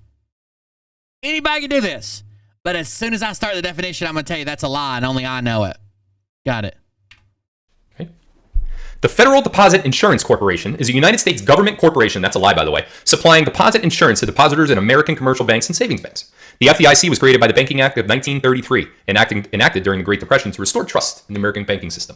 All right, this is where it gets fun, okay? Notice that date, 1933, okay? And notice the reason that they tell you the FDIC was created, to create more trust in the banking system. Now, we know that the Federal Reserve, they call it the Federal Reserve. They refer to it as Federal Reserve because the word federal signifies what? Government, right? It's related. It's a related term. So the Federal Reserve, which was implemented in 1913, 20 years later, they were screwed, essentially. When the Great Depression came, everybody lost all their money. All the banks became insolvent, blah, blah, blah. That's what the Depression was, right? They came up with this lame brain idea to say, you know what? We're going to create a deposit insurance company. And we're going to say that as long as you have up to this amount in your account, we're going to insure it for you so that you could go back to using the banks again. And everyone's That's like, exactly what they did. all right. Most people fall under that too. Like, I'm not saying you make less than that. I'm not saying like you would never need more money than that. Maybe your home costs more than $250,000. But the vast majority of people fall on less than that in one account. Okay, that's per account. $250,000 per account. Well, Martha, if our money's insured, we might as well put it in the bank. Oh, I don't know, Jim. It's per depositor, so per person, per insured bank, for each account ownership category. For each account ownership category. The truther on the internet, they say to not put it in that bank. Martha, the money's insured. It's insured, Martha.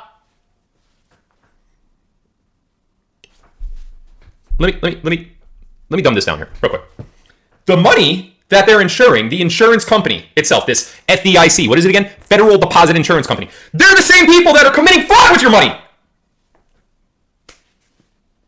So you're getting insurance from the same people that you're trying to insure yourself against. What are you doing? Insurance company. They're the same people. Money that they're insuring. Let me dumb this down here real quick. The money that they're insuring, the insurance company itself, this FDIC, what is it again? Federal Deposit Insurance Company. They're the same people that are committing fraud with your money. What are you talking about? What are you talking about? How are they committing fraud with your money?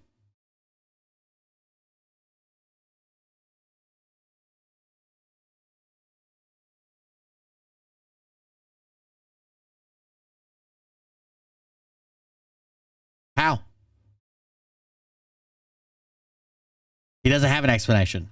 They're not. It's insured, Martha.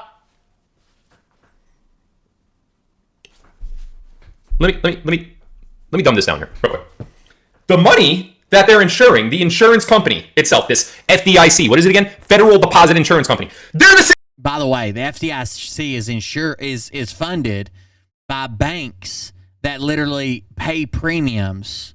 Banks and what they call savings associations pay premiums into the FDIC to fund it. People that are committing fraud with your money. So you're getting insurance from the same people that you're. I don't understand if he's saying the FDIC is the Fed or if the FDIC is the bank. But they're neither. Trying to insure yourself against. What are you doing? Martha, the 15-year-old, he's hiding back off stage. Let me give you an example. Let me give you a metaphor. I'm good at metaphors, and I'm good to try to explain to you metaphorically what that's like. You go to the doctor. You just go in for a checkup. You know how they hit your knee with a little hammer to check your reflexes? Well, instead of a hammer. Oh, he's so bad at metaphors. I can't wait for this. You know how you go to the doctor and they hit your knee with a little hammer, and the little hammer does something and they check your reflexes? Well, instead of a hammer, what's next? He's so bad at metaphors. The doctor comes out with a sledgehammer. That's a perfect metaphor. So if you invest your money in a bank, the bank goes under, and the FDIC comes in and pays you back at least $250,000 per depositor, per banking institute, per account, qualified account. That's the same as the doctor hitting you with a sledgehammer. How is he so fucking bad? How is he so fucking bad at metaphors? The metaphor he's looking for is, okay, you pay car insurance on your car, right? And if they wreck your car, if you wreck your car, then the insurance company is going to come in and pay for your car, right? Well, imagine that the insurance company is out here operating cars without insurance and they're committing hit and runs and just driving away. That's the metaphor you're looking for, you retard. He walks in the room and you look at him a little funny, like, what the, why? All right, what's up? He's all right, sir, sit up here. Puts the sledgehammer down, so you're like, oh, thank God, it's not for me. And he tells you he's going to check your reflexes. He goes over, gets a sledgehammer, and whap! Boom! Right on your kneecap. Busted patella, torn MCL, ACL, PCL, whatever the hell CL. He busts your knee all open. You're going to sue. Right? You went to the doctor for a routine checkup. He comes in with a sledgehammer and breaks up your knee. You're going to sue. So you go home, talk to your wife, husband, and you're like, yeah, let's sue. So you call. No, this is typically only Phil's thing. You go home. Carrie's mad that she's been called a drunken sloot again. She's also mad that everybody keeps bringing up that you're slept with a 15-year-old at one point in your life, allegedly, and that even the witness now is claiming that, yeah, it did happen. I don't know why he's lying about me over and over and over again. I wish I would have testified. And then you talk to her and you're like, yeah, we're going to sue. That's what he's looking for there. You know, you look up in the phone book, if they still exist, I don't know, or you whatever on your app thing, and put up names and you see the name that you recognize. So you're like, oh, that sounds familiar. I'm going to call that. He's an attorney. He'll represent you. It's the doctor that just hit your knee. You going to use that doctor, who's also an attorney, to represent you against himself? Is that what you're? But that's not a good analogy. The FDIC is independent. They're not the bank. They're not the bank. Banks are technically forced to join them. They're technically forced to join them and pay premiums into the fund in case they go under. They also pay penalties there. No! Tell me! No! That's not what you're going to do!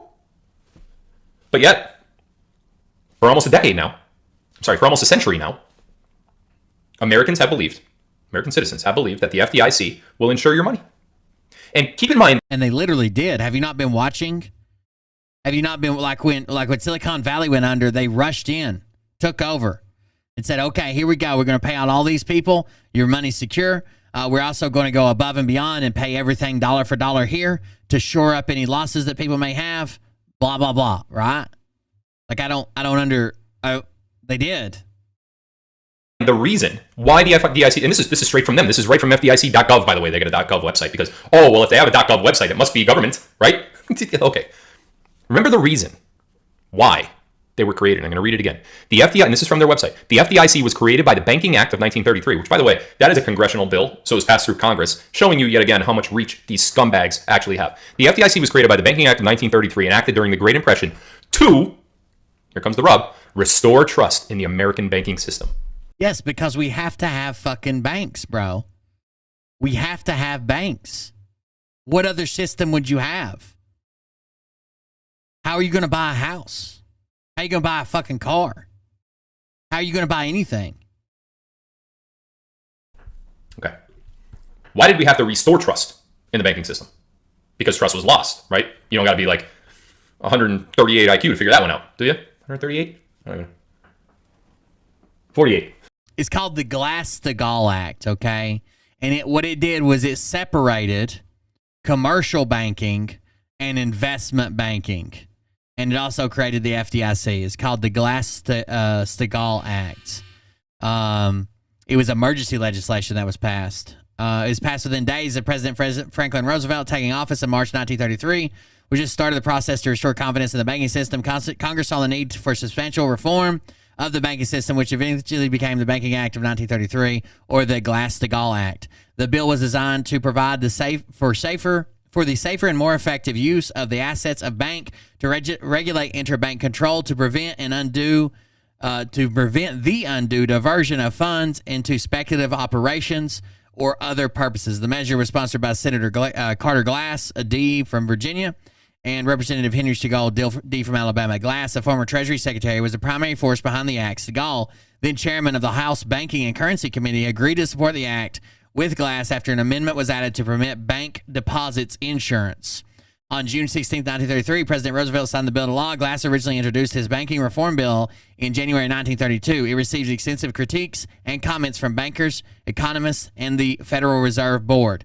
It passed the Senate in February 1932, but the House adjourned before coming to a decision. It was one of the most widely discussed and debated legislative initiatives in 1932. In the wake of the 1929 stock market crash and the subsequent Great Depression, Congress was concerned that commercial banking operations and the payment systems were incurring losses from volatile equity markets. An important motivation for the act was the desire to restrict the use of bank credit for speculation and to direct bank credit into what Glass and others thought it might be more productive uses, such as industry, commerce, and agriculture. In response to these concerns, the main provision of the Banking Act of 1933 effectively separated commercial banking from investment banking. Senator Glass was the driving force behind this provision. Basically, commercial banks, which take in deposits and make loans, were no longer allowed to underwrite or deal in securities. So it feels still wrong. Commercial banking, so like any place that they take deposits and they make loans, are no longer allowed to underwrite or deal in securities. While investment banking, which underwrote and dealt in securities, were no longer allowed to have close connections to commercial banks, such as overlapping dictatorship or common ownership. Following the passage of the act, institutions were given a year to decide whether they would specialize in commercial or investment banking. Only 10% of the commercial bank's total income could stem from securities. A maximum of 10% of your bank can be from securities. However, an exception allowed commercial banks to underwrite government-issued bonds. The separation of commercial and investment banks was not controversial in 1933. There was a broad belief that the separation would lead to a healthier financial system. It became more controversial over the years, and in 1999, the Gramm-Leachy-Boley Act repealed the provision of the Banking Act of 1933 that restricted the affiliations between banks and security firms. The act also gave tighter regulations of national banks to the Federal Reserve System, requiring holding companies and other affiliates of the state member banks to make 3 reports annually to the Federal Reserve Bank and to the Federal Reserve Board. Furthermore, bank holding companies that owned a majority of shares in any Federal Reserve member bank had to register with the Fed and obtain its permit to vote their shares in the selection of directors of any such member bank subsidiary. Another important provision that the act created was created the Federal Deposit Insurance Corporation, which insures bank deposits with a pool of money collected from the banks. The provision was the most controversial at the time and drew veto threats from President Roosevelt. It was included at the insistence of Steagall, who had the interest of small rural banks in mind. Small rural banks and their representatives were the main proponents of deposit insurance. Opposition came from large banks that believed they would end up subsidizing small banks. Past attempts by the states to instate deposit insurance had been unsuccessful because of moral hazard and also because local banks were not diversified. After the bank holiday, the public showed vast support for the insurance, partly in hope of recovering some of the losses and partly because many blamed Wall Street and big bankers for the Depression. Although Glass had opposed deposit insurance for years, he changed his mind and urged Roosevelt to accept it. A temporary fund became effective in January 1934, insuring deposits of up to $2,500. The fund became permanent in July 1934, and the limit was raised to $5,000. The limit was raised numerous times over the years until reaching the current $250,000. All Federal Reserve member banks on or before July 1st, 1934 were required to become stockholders of the FDIC by such date. No state bank was eligible for membership in the Federal Reserve System until it became a stockholder in the FDIC. and thereby became an insured institution with required membership by national banks and voluntary membership by state banks. Deposit insurance is still viewed as a great success, although the problem of moral hazard and adverse selection came up again during banking failures of the 80s. In response, Congress passed legislation that strengthened capital requirements and required banks with less capital to close. They're not trying to take your fucking money. They're trying to protect your money. Sorry, I don't even know anymore. Can't see that either. I'm surprised that actually. Anyway. If you have to restore trust in something or someone or any whatever, trust would have had to have been lost to begin with. Does everyone agree with that? Right? I think that's a common thing that everybody could say. Why was trust lost in the banking system? Well, because people that had money in the 1920s, does anyone know? I'm going to ask another question to Rumble just to prove you that this is actually alive. It is live right now. It is. I don't know if you could see it. Oh, can you see it? What's that say? 1220? Yeah, 1220 on the Why can't he bend like a human? east. What was the decade of the 1920s referred to? It has a name. I'll give you one hint. The Great Gatsby.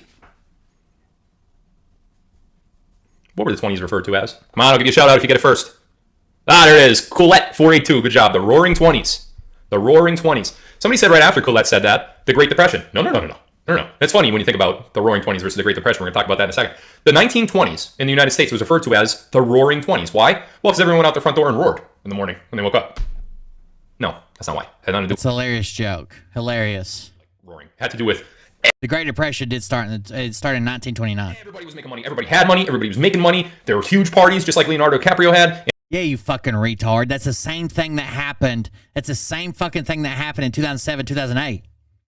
Everybody had money. Everybody had a good job. Everybody was investing. Anybody could get a fucking house if they wanted it. There was a stripper down in Florida that owned 4 homes, including one that was in her dog's name. Anybody could get a fucking loan, and then it all collapsed, right? In that movie, they just didn't know what to do with all their money, so they drank it up, they lit it up, they bought fancy cars, they built big tall skies. People that were in business hired ad companies, like for Mad Men. All he's doing is recapping 2007, It was crazy in the 20s. Everybody had all the early 2000s. Nobody would complain of poverty at all. It was great. They just implemented the 1913 Federal You're an idiot if you think there weren't poor people in the 20s. Reserve. Everyone's like, oh, great.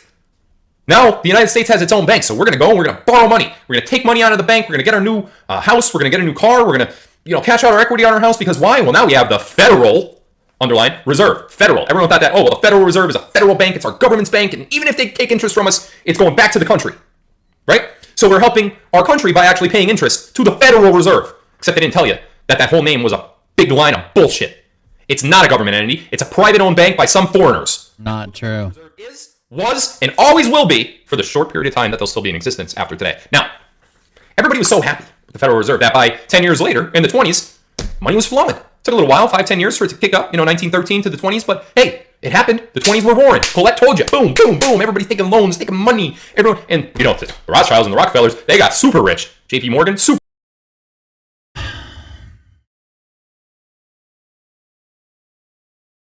rich. In fact, some of them left the Federal Reserve and started their own banks. Why? Because JP Morgan himself thought, well, it was a good idea to be involved in the Federal Reserve, but now I see all these people taking loans. I can make interest on that. I'm gonna leave you guys. I'm gonna go do my own thing over here, and I'm gonna call my bank JP Morgan Bank or whatever the hell he called it.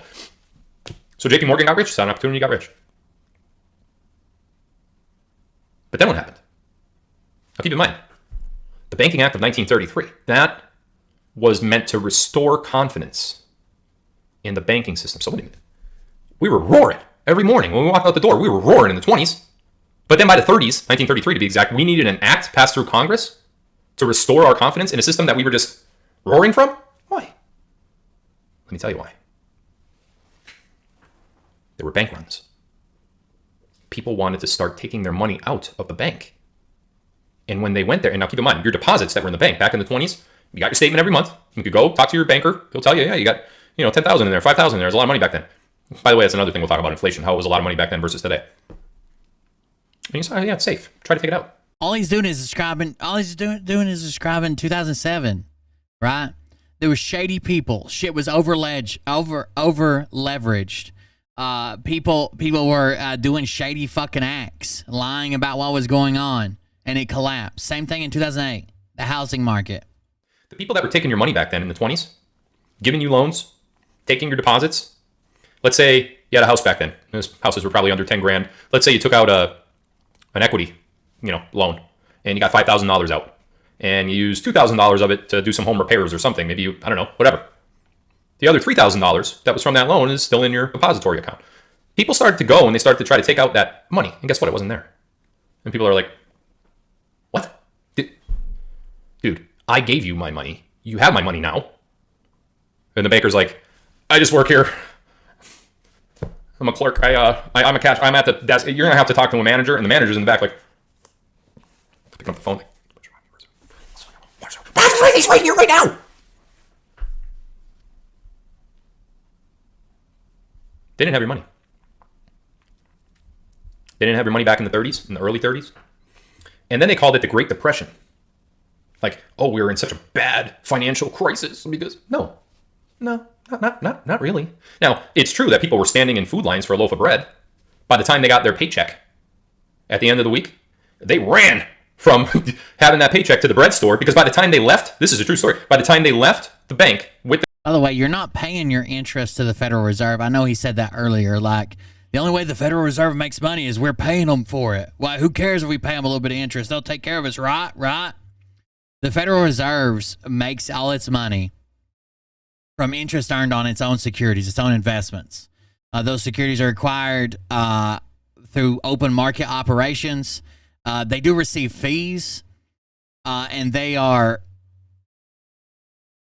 for services that they provide to banks, such as clearing checks or transferring funds, ACH deposits, and operations. That's how they make money. I don't know what the fuck he's talking about. their paycheck. To get bread costs more from that trip. So if they didn't hurry, they wouldn't have been able to afford bread that week. So you had people in soup lines. You had people in and any profit they make after their operations are paid, after the Federal Reserve's operations are paid for, any profit they make is sent to the Treasury Department. It's sent to the Treasury. Any profit they make is sent to their Treasury. That was the Depression. So they came in with this FDIC idea in 1933. And then once the FDIC was put in place, everyone's like, oh man, it's over. God, it's over. I don't have to worry about getting my money out of the bank. And in fact, they set a limit. They set a limit of... The only way that the FDIC is going to fail in the catastrophic way that he's claiming, like your money's not going to be insured, is if people like this convince people to run on all banks. Retards like this convince people to run on all banks. Whatever the amount was back then, today it's $250,000 or below. The government doesn't want you broke. The government doesn't want you penniless. The government doesn't want you starving to death, because then they have some type of moral obligation or legal obligation to feed you and clothe you and house you.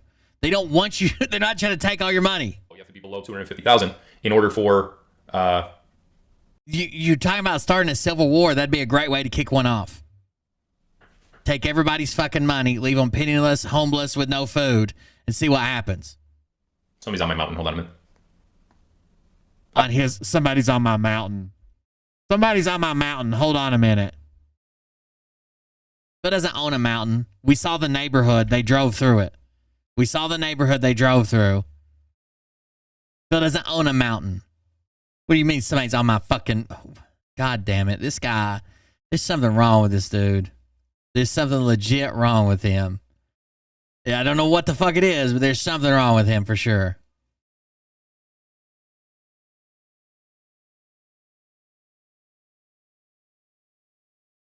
Jesus Christ, what an idiot.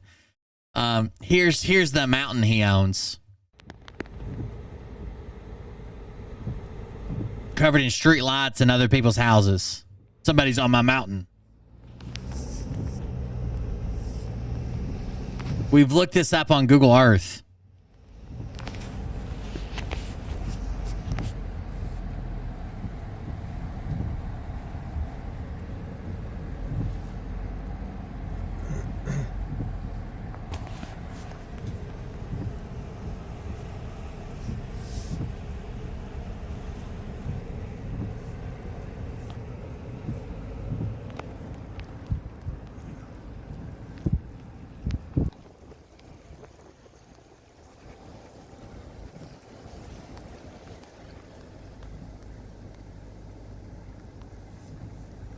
There's his house right there. The mountain he owns. Here is the aerial. Like, he doesn't own a mountain. He doesn't own, this is his house right here. He doesn't own a mountain. He's got neighbors all over the fucking place. Somebody's on my mountain. I'm the only person that's allowed to be here. Really? Really? Because it looks like there's a whole fucking community there, you retard. Somebody's on my mountain. You gotta check this out. Just a minute. They're insured up to a certain amount. So today it's 250,000. Back then, no idea. Motherfucker lives in a cul-de-sac. Somebody's on my mountain. Better get my security team out there. Somebody's on my mountain. You live in a cul-de-sac. It was. Doesn't really matter for the point of the story. Now, that restored confidence. And then going forward, the banks were a little careful. You know, they didn't have a lot of problems until maybe the 80s with the stock market and stuff like that. And over that period of time, from the end of the Great Depression in the 30s all the way up until the 80s, 90s, they just built an empire of wealth. And they could do whatever they want. In fact, by the time the 60s came around, they could even knock off a United States president if they wanted to, through their weaponized arm of the Central Intelligence Agency. There you go. They could even knock off a U.S. president. They could knock off anybody. Just like I could on top of my mountain. If anybody shows up on my mountain, I'm going to take them out. I'm going to take them out. This is my mountain at the end of my cul-de-sac with 15 fucking neighbor houses around it. And this is my mountain. It's my mountain and nothing you could do about it. Gotcha, Phil. Yeah, your mountain. Your mountain. The federal agents knew exactly where to find you on your mountain, didn't you? Is that what you were worried about? More federal agents showing up? To their ties with Cuba back in the 50s and the 60s. The high side of the cul-de-sac. That's right. Ronald Reagan. You say you're not going to put an end to them. Well, you got a bullet. Mole Mountain. They got too big. They got too powerful. I hate my penis. And they rose over that 50, 60, 70-year gap. They rose to the top of every organization that you could possibly think of. I heard that Ramesh has been at all the local eateries in Lake Havasu, throwing out some norovirus, is what I heard. I'm not sure. You have to check that for yourself. But not only the banking, which J.P. Morgan, transitioned right out of the owners of the Federal Reserve to the banking industry, but others. George Bush's father, not George W. Bush, not George H.W. Bush, Prescott Bush. He was one of them. Prescott Bush was one of the founding fathers of this entire system that we live under right now. And because of that, his sons were president. But here's one thing that they won't tell you that I am going to tell you tonight. Phil Silver is secure. What they won't tell you is, if you do a bank run and you request your money out, I don't care how long they say, oh, well, we'll need till tomorrow or Friday to get you that money, sir. Okay, ma'am. Can you write down your name on a Post-it note, your employer ID, your manager's name, exactly what time and date you're going to have that 20 grand of mine? And then I will come back with my attorney on that day to make sure I get that cash. And in fact, I'll bring my accountant too, so you can count it out right here. Just make sure, they got to write it down for you. You go back that day and get it. Get your money now. I am warning you for the last time, because soon it's just not going to be there anymore. And I don't want to hear this crap about, oh, well, everything's mirrored in the QFS system. No, it's not. It is not mirrored in any system anywhere. Run them. You go and you run them now. This is so fucking all this is going to do is hurt people, especially people that don't have a lot of cash on hand. Like, Phil's not worried about this, right? Phil has a lot of cash. Phil can do with a lot of cash. Phil can do his thing. Telling people to go run on the fucking banks because he's saving them somehow is all it's going to do is hurt his following. His following are not millionaires. His following don't have a lot of cash on hand. It's going to hurt local banks. It's going to hurt the economy. It's going to hurt, if it's successful, it'll hurt them more than it'll hurt anybody. Good luck. The Federal Reserve and the FDIC are not going to be able to cover the losses of First Republic. It's not going to happen. In fact, I'm pretty sure they haven't even made an announcement yet. The only thing I have heard on this was that J.P. Morgan bought First Republic, but that's inconsequential to anything. It means nothing. It just means they're getting their branches and they're going to rebrand them and blah, blah, blah. All of that money is gone. I haven't heard anything from Janet Yellen about what the FDIC, I can tell you, they don't have $230 billion to back up. They don't have it. Silicon Valley Bank, when they went under last month, they didn't have that. I don't actually know if all of those people that they said were going to be covered were covered. I can tell you this. They didn't have that. This is twice as much. How much was SVB? Can we look that up again? SVB was... That's literally not the way it's going to work. I'll tell you about it in just a second. Let him finish his bullshit. $209 billion. So you have about $500 billion, a little under that, of deposits that these people who were at SVB and who were at Signature Bank, that was the fourth largest collapse, by the way. Signature Bank, that was, how much was that one? 118 billion for Signature Bank, fourth largest collapse of all time. 209 billion for Silicon Valley Bank, third largest collapse, and First Republic, which just happened a couple days ago, 233 billion. All of those combined within the last 30 days are just shy of $600 billion. So, yeah, I heard the interview with that crazy guy. His eyes are like this. Oh, the Federal Reserve has unlimited money. What? What does that mean? What, unlimited money? So they have all the money? Like, what? Then what's my money worth? Is my dollar worth $1 if there's unlimited money? What? So if I just went to you and I said, okay, well, the Fed right now has to fork up $900 trillion. They're going to be able to do it? So there's actually that much money out there? That's more than what's in circulation. It's unlimited? How can it be unlimited? If it's unlimited, what are our dollars worth? Zero! In reality. Here you go.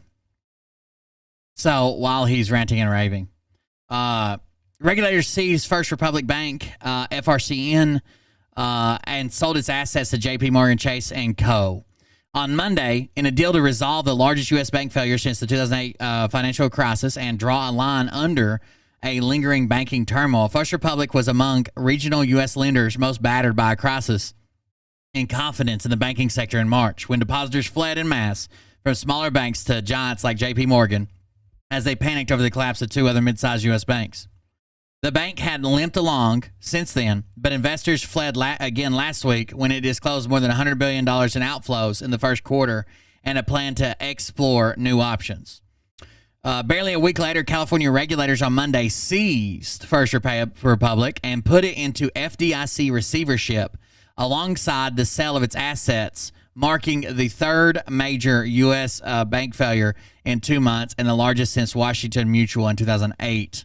Shares of JP Morgan rose 2% on Monday, while those of mid-tier banks fell, and the KBW Regional Banking Index closed down 2.7. First Republic shareholders will be wiped out in this transaction, Wedbush Analysis said. So shareholders, the bank shares tumbled 43.3% in pre-market trading on Monday before they were halted.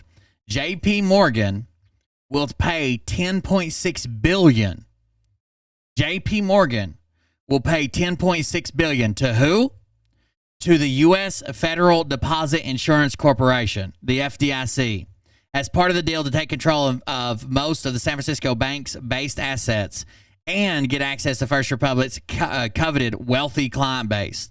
Our government invited us and others to step up, and we did, said Jamie Dimon, JP Morgan chairman and CEO, who had been a key player in the 2008 financial crisis, as well and bought Bear Stearns in a weekend rescue. The deal would cost FDIC insurance fund about $13 billion, according to regulators' initial estimates. So $10 billion's already being funded, and the FDIC is going to have to cough up the other about $13 billion. U.S. President Joe Biden on Monday held the deal of protecting depositors without making taxpayers foot the bill. Actually, hold on. The deal would cost FDIC's deposit insurance fund about $13 billion. Actually, it may be that's $13 billion minus the $10.6 billion. Without taxpayers footing the bill. He repeated his call for stronger bank regulation and supervision. These actions are going to make sure that the banking system is safe and sound, Biden told an event at the White House. Critically, taxpayers are not the ones on the hook. The White House praised decisive actions taken by regulators to protect depositors and keep the banking system stable. White House Press Secretary Karen Jean-Pierre said the actions would also ensure that First Republic, which she said was severely mismanaged, would be held accountable. They're literally guaranteeing to pay the they're doing this. They're doing it anyways. He just said they're not going to give you any money. Your money's not insured. They're not going to come up with it. They already have. There's already a plan in place. They're already paying these people. These people that had money there. The ones that didn't flee already. They're worth less than zero. If that could even be a thing. How many pesos do you need to buy a bottle of water in Mexico? 50? Could you imagine the US dollar if you needed like $1,000 to buy a bottle of water? That's where we're going, folks. That's where we're going. And listen, I'm not giving you financial advice. You want to risk your money, risk your money. Keep it in the bank. Trust the government. Trust the FDIC. Trust, the central banking system. Trust. PR_you betcha cheer. Oh, no. 600. Who's this? Who's this right? Who's that? Oh, God. That's a boat. It looks like somebody's a little bit drunk.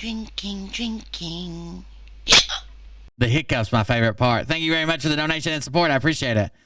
600 bits. Thank you for that. Trust, go ahead. Not me. I am... Under terms disclosed by J.P. Morgan Chase, it will make a $10.6 billion payment to the FDIC. It will return $25 billion in funds that other banks deposited with First Republic in March in a lifeline negotiated with the Treasury at the time, and will eliminate a $5 billion deposit it had made with First Republic Bank. So that's if it eliminates that deposit, then that's already up to $15.6 billion.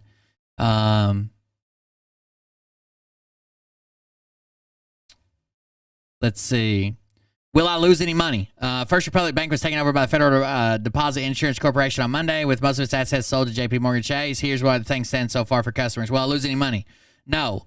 J.P. Morgan Chase is assuming all deposits of First Republic customers. To protect depositors, the FDIC is entering into a purchase and assumption agreement with J.P. Morgan Chase, National Association, Columbus, Ohio, to assume all the deposits and substantially all of the assets of First Republic Bank, the FDIC said in a statement. So you just now, you're not losing a dime. You're just a J.P. Morgan customer now. First Republic customers will continue to be FDI insured. The FDI insurance covers up to $250,000 for a depositor for each account ownership category. This means some customers may be insured for more than $250,000. Each account type is covered separately. So if a depositor had more than one type of account, each one is insured. Also, if more than one owns an account jointly, each owner is covered. So like if you have, let's say you just have a savings account, but you and your wife own it, that's actually $500,000. So it's per owner, per institute, per account. So if it's a joint account, you get double. If it's three people own the account, then you get triple. Up to. Depositors will continue to be insured by the FDIC, and customers do not need to change their banking relationship in order to retain their deposit insurance coverage up to the applicable limit. One quirk to note is if a First Republic customer already has Chase accounts, the transfer of their deposits to Chase will not count against their total balances at the bank initially. All transferred deposits will be separately insured from any accounts you may already have at J.P. Morgan Chase for at least 6 months. How quickly can I access my money? Immediately. It's already taken care of. Should I start banking at Chase branches? Not yet. Customers at First Republic Bank should continue to use their existing branch until they receive notice from J.P. Morgan Bank. National Association has been completed systems charge J.P. Morgan Bank, National Association branch that processes the accounts as well.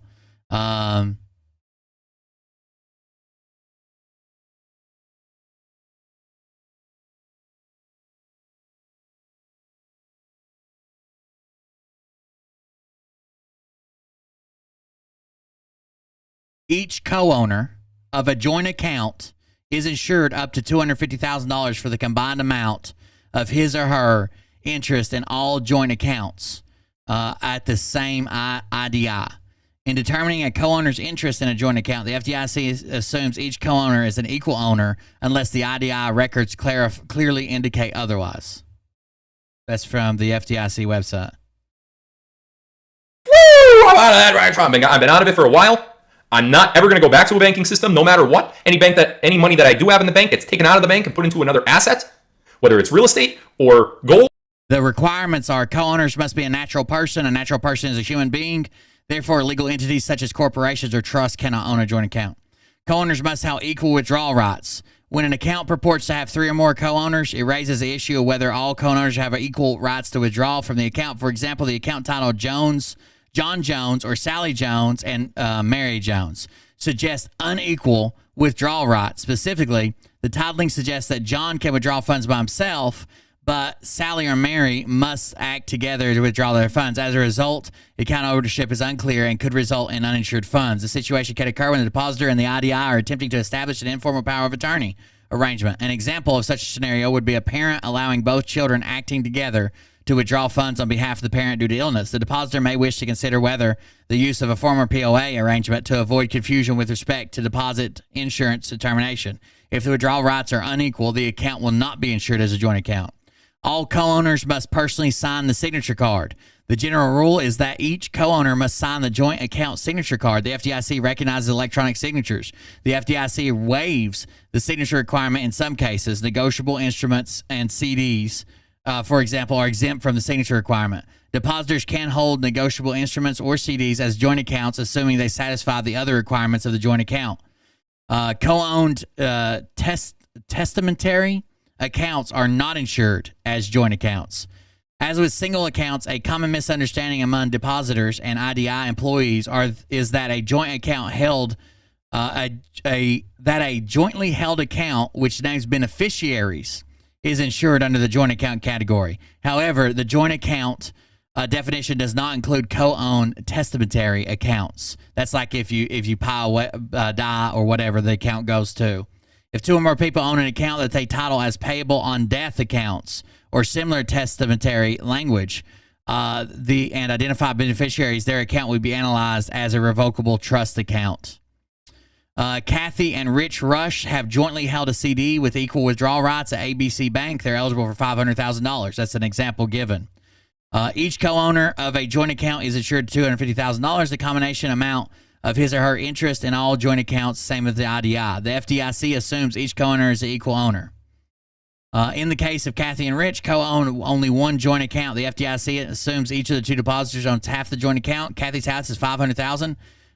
Kathy's half of the $500,000 is $250,000. Therefore, she is fully insured. Similarly, with Rich, is fully insured since his half of the account is $250,000 because it shows an account with $500,000 in it.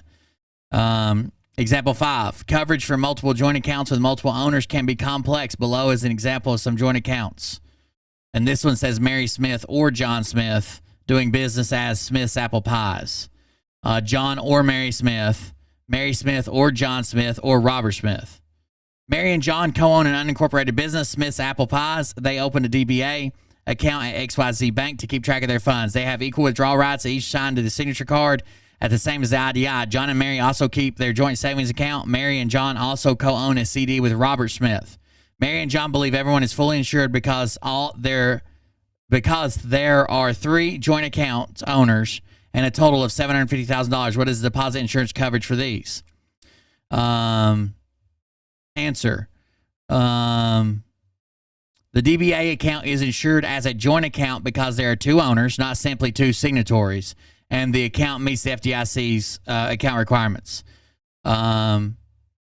To determine each co-owner's share, the FDIC assumes co-owner is equal owner, blah, blah, blah. We already read that. Similar to Mary, her co-owner, John, has $330,000, so they lose a little bit because they had $330 in there a piece. It was a total of $660.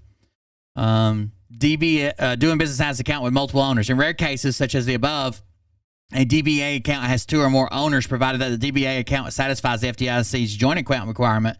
It will be insured in the same manner as other joint accounts. Please note that some DBA accounts have multiple signatories who are not all owners. In example 5 above, if Mary is the sole owner and Joe is merely signing as Mary agents, the account would not or would only be insurable for Mary as a single account.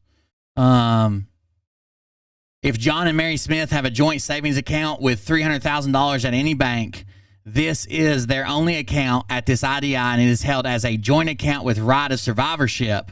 While they both are alive, they are fully insured up to $500,000 under the joint account category. After John passes, what is it worth? There's a 6-month grace period where it's still worth $500,000. After 6-month grace period ends, the FDIC will insure the deposits based on the actual ownership being 1 and will not consider the deceased account owner as part of that. After the 6 months, it would only be worth $250,000. So they have like a worksheet you can work through. So joint accounts are covered up to $500,000 as long as you're equal. It can't be like You can't just be a signatory, meaning like, this is my account, but I let Mariah withdraw from it and she has my permission. She has to be an account holder. You can't be a signatory. You can't just have like an ATM card. You can't not be listed. And it assumes that everybody owns it 50-50 or 33-33-33 or whatever, however many people are on it. Or silver or all three. That is where my money is. You want to buy a depreciating asset like a car or like a an antique or whatever. I don't know. You want to buy something like that? So more power to you. But you need to run the banks. This is it. It's happening now. Everything that we've been talking about for the last 2 years is happening now. Yeah, it's kind of like a merger. You're right. People in the chat on Rumble are asking, well, how do you pay your bills? Let me explain how I pay my bills. It's actually very simple. And it's probably easier than the way you pay your bills. I have an account. It's called a Sound Money Wallet account. It's available through my website, philsilver.com. You could go to philsilver.com, become a member, and then you will have access. And annual membership's $199 a year. That's probably going to be $10,099 a couple months from now with the way inflation's going, regardless. I have a Sound Money Wallet account. In that Sound Money Wallet account, it has the ability to transfer dollars instantly into 4 different types of alternate currency. So, if you put $1,000 into your Sound Money Wallet, there you go. Got to take that all your money out of your bank and put it in your Sound Money Wallet. Why? Because they make fees off of you, and it's easy to liquidate it into 7K. With the click of a mouse, instantly, you can convert what a fucking piece of shit, dude. A silver bar. Not only is he hurting his followers, if his followers bank somewhere that you bank, he's hurting you. If they do this, if all of his followers follow this to a T, it's going to hurt you too. You could convert $1 of that to a silver bar. It's not going to give you $1 worth of silver, but it's going to show in your account that you own $1 worth of bullion silver bars. Okay, that's one option to buy. The second option to buy in the Sound Money Wallet is a silver eagle. That's worth a little bit more because it's considered government currency. Okay, so that one's going to be worth more. Any denomination you want. You could put $5 in Sound Money Wallet, $5 in silver bars, $10 in eagles, and then you have the same exact options for gold. Gold bars, gold eagles. 4 different things you can buy in your Sound Money Wallet. Now, you could also link your Sound Money Wallet to... This was all a sales pitch. Every bit of it was a sales pitch. Your online bank account. You log in to Sound Money Wallet. It says link to your account. You go through the process, enter your password, same password that you use on your banking website, whoever it is, hopefully not. So, by the way, it's not a premium because there's not a premium on Silver Eagles because they're considered currency. Or, I'm sorry, American Eagles because they're considered currency. There's a buyer's premium because people want them. Maybe because it's considered currency, but it's not just because like, oh, this is considered U.S. currency. That's not what the premium comes for. The premium comes for because it's demand. First Republic, and then you will link the account. So if I have at any given time, let's say I have $10,000 in my Sound Money Wallet in dollars. I have more than that in silver and gold, but forget about that. I have $10,000 in there. I have an emergency bill that comes up for $15,000. How is it legal? Him telling people to go or Sound Money Wallet? I would not trust that. Just some guy owns this, right? It's not a bank. It's not insured. Just some guy owns it. And if he wants to pack up shop and take off someday, I'm sure there's legal action you could take. But it doesn't seem like it would be fun or easy. And it's not regulated at all. I don't know, $200-$300 in the bank because I don't trust the bank, right? Neither should you, considering what's happening. I say, oh crap, well, I don't have enough to cover that in the bank. I can't pay them directly through my Sound Money Wallet yet, but that's coming too. We're getting a debit card for that account. Yes, you are. It was through the Silicon Valley Bank, and now it's been set back indefinitely. It's been set back indefinitely. So when is it coming? It's been set back indefinitely. I want to take my dollars out of my Sound Money Wallet, put it in the bank so I have enough for this expense, but there's a problem. Now, I could easily take that $10,000 that I have in my Sound Money Wallet. I could take that $10,000, transfer it right to my bank account. Boom, next day it's there. $10,000 is available. But remember, my expense, my emergency expense, was $15,000. Uh-oh. Now, I have more in gold and silver over there, but how do I get the gold and silver out to go into my bank account so I can pay my emergency? Convert it back. You can take whatever you have in gold and silver that's in that Sound Money Wallet, convert it to dollars, instantly click on the mouse, boom, it's now dollars. Yeah, as long as everything's up and everything's running and everything's going right and they're allowing trading at that time. Again, it's not regulated. So if sometimes they just want to say, hey, this is going to be down for a week and you're not going to be able to convert any funds, you better do it now, and then you have an emergency, you're fucked. This is the dumbest shit ever. Sell it back for whatever the conversion rate is. Then, let's say I want to sell 5,000 of my silver. I take my silver, put it into dollars over to my bank, bill paid, done. That is how I keep my money in the bank, and that will never change. I don't know what that means. Digital money is becoming illegal. Like crypto? I only keep what I need in there to pay a bill or for a purchase. People in general, vendors, grocery stores, retail shops. Yes. If Sound Money Wallet goes under, you're not going to get a fucking dime. He's lying to you and telling you the FDIC is not covered. They've covered both of those fucking big-ass banks that failed. Both of them. Well, one was a buyout and coverage. The other one was just coverage. For every depositor, even above $250,000 on the Silicon Valley. But if Sound Money Wallet goes under, you're done. That's it. Shops, car dealerships, housing market, they're not going to take your silver and gold yet. But to combat that, that's why we have the Sound Money Wallet. Now, you have a 401k, you have an IRA. Are those in dollars?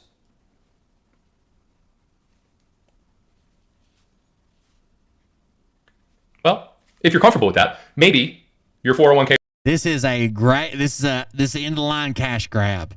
This is it. He wants all your money in his systems. He wants to make a percentage off everything you fucking do. He wants to get it. He wants part of that money. That's what he wants. Or your IRA, maybe you could use, you could cash it out or I'm over here living off fucking Twitch bits. This motherfucker's making millions. Millions. You'll be eligible to take it out when you're really old. You take it out and I wonder if Phil knows exactly. Let's say that I called Goldco as an influencer and said, "Hey, Goldco, I know that you have an affiliate program for just sending people to you, and I know that other people use it, such as Phil Godlewski. And I was thinking about doing it, and I told them that I had a certain number of followers, and these followers would be very interested in rolling over their 401k or IRA. I wonder if he knows how much information Goldco would give out to somebody. Like the average rollover amounts and how much on average Phil makes from those rollovers. I wonder if he knows that if you just call and talk to Goldco, they will literally tell you what Phil's average rollover amount is from what his audience average rollover is, and the average that he makes off those.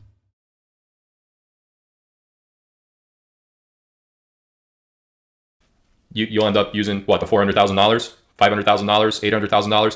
You might be able to buy a nice bicycle, a non-electric. Is that what you're saving for? Bicycles? Or did you think that money was going to get you through retirement?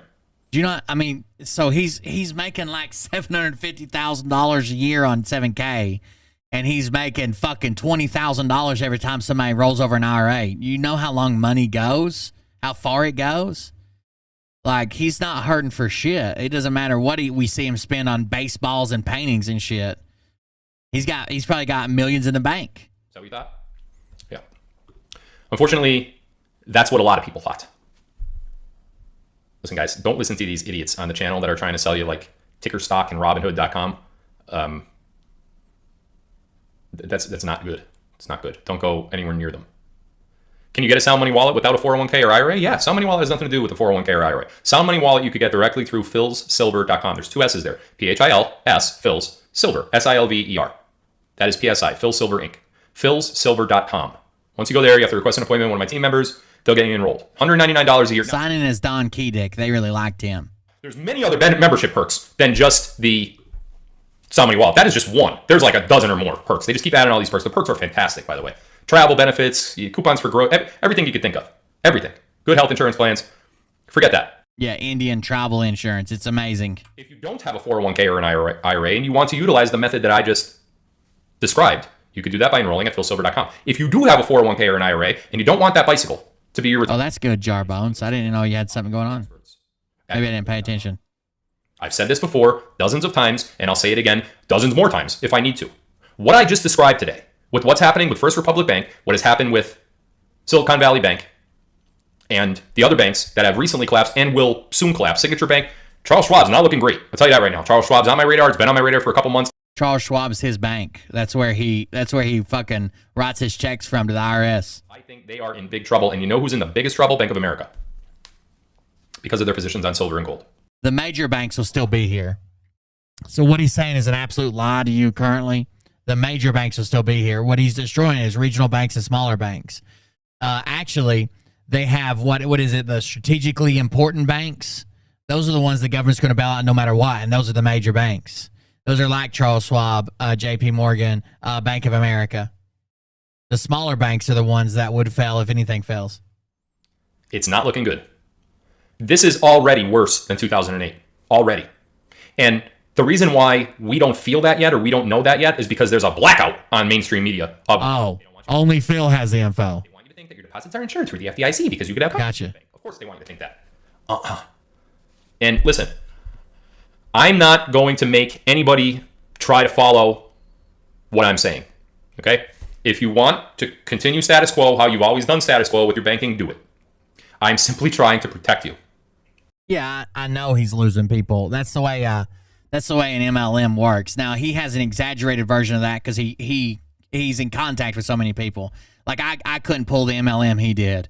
You couldn't pull the MLM he did just because he has so many people that trust him. But an MLM always works like that. It rushes to the top. At some point, it plateaus. And then their bottom rank, who's never made a dime, is like, fuck this, I'm out. Then the rank above them get less money, and they're like, fuck this, I'm out. Then the rank above them get less money, and fuck this, I'm out. They're not sustainable, and they never are. You would have to, for him to stay on top the way he is. I think Todd actually last month got demoted back down. But for him to stay up on the top, he would have to have 20,000 new people every week. He's just not getting it. Guy said over here, well, if you're going to have a sound money wallet, you still need a bank. Then what's the point? The point is somebody asked me how you pay bills. Are you going to pay bills for your sound money wallet? No, you can't do that. You still need a bank. So if you have a sound money wallet and you still need a bank, what's the point? All banks are failing. Dollars are going to be zero. Well, you use them both. So really nothing's changed. You still need a bank. You still need Phil's retarded sound money wallet that just some guy owns that's not insured. You still need a bank, though. Got to have the bank. But they're all going to fail and the dollar's going to be worth zero. Yeah, but you still got to have it. Okay. I'm already panicking, a lot of people. Listen. Sus. Us. Was. Whatever your name is. People should be panicking. Now he's inducing panic. Honest about what's actually happening. I don't know if... Is that why Phil doesn't pay his bills? Because all he has is a sound money wallet and you can't pay your bills through a sound money wallet? Maybe. Some of these people want everyone to lose money because they don't have money. So you have people on here like, they're saying some of these comments. Maybe they want you to be where they are because they're jealous of you. I don't know. So all the sleepers will lose their money in the banks, depending on what bank they're in. Yeah, I see a lot of people losing money. Absolutely. Well, you said they'd all fall. You already named Charles Schwab and Bank of America. If Charles Schwab and Bank of America fall, they're all falling, right? Now, what's going to happen is, I believe this will usher in Nasera Jacera. This is going to create... That was supposed to happen last December. That was supposed to happen last December. That was supposed to happen the December before that, and the December before that. Just so we're aware. Such a loss for people of their finances, of their wealth, of their savings, that it is the perfect time to implement debt forgiveness across the board, interest repayments, and vice versa. But wait, if we're having debt forgiveness and interest repayments, why do we need a sound money wallet? I don't like rolling that dice. And if you do, go ahead. Roll the dice. I'm not rolling it. I'm not even in that game. If that happens and there's debt forgiveness, I don't have debt. So I'm not getting anything forgiven. Fine. But I'm not in that game. If you're going to roll with the fact that, well, you're still going to use your bank regularly, you're going to keep buying those cigarettes and beer and alcohol and liquor, instead of invest that extra $5 or $10 a week into your... While Phil buys collector baseballs, collector baseball cards, fucking weird fucking autograph shit to hang on his wall, while he's buying property all over the place. If you're going to keep doing that and not invest the way I told you, Phil's wasted more money than you'll ever waste in your life. Your sound money wallet where you could literally buy fractional gold and silver. He's done it in the last 3 years. $600 Lego set, such a... But there will not be any... there's nothing I can do for you after. This entire video is financial advice. Somebody said that earlier. You're right. Girls' hats. That's your decision. Right. It's your life, your call. You make those decisions yourself. I am simply stating facts here. That's it. I'm talking about the bank collapses. I've got a bunch of messages. Phil doesn't know his head from his asshole regarding banking. He is just scaring the shit out of all his followers. This should wake up a major. Let me read the rest of that because it was too long to fit on the screen. So give me just a second.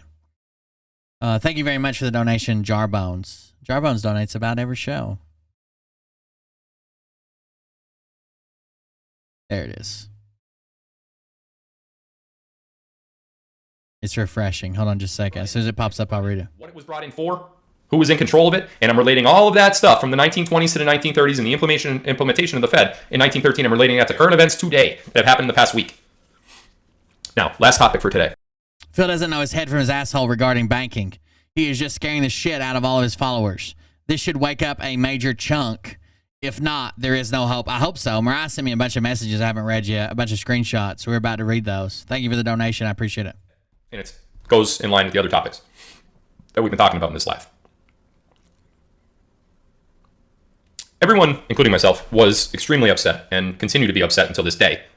I'm with the Noble Gold and my account is up 10K. Cool. Well, no one's ever said that it's a bad investment. It is an investment with an inherent risk, and it does seem to do better when other things falter. The problem is Phil's telling people that that if you invest in silver, it's going to go from $25 an ounce to $20,000 or $50,000 an ounce. It's just not true. That Joe Biden was actually Not to mention, some of these people are talking about when they go with his Gold Co. losing like 30 and 40% in the rollover process in fees and shit. In January of 2021, and this man, whoa, not him. He's not alive anymore, unfortunately. This man was not in power. People get even more upset that this man has not come back, has not taken over, has not called in the military and implemented all this stuff. Now, we all know, those of you that know, that have followed me and this theory of continuity of government and devolution and suspension of habeas corpus and the Stafford Act and all of these things that we talked about in past lives.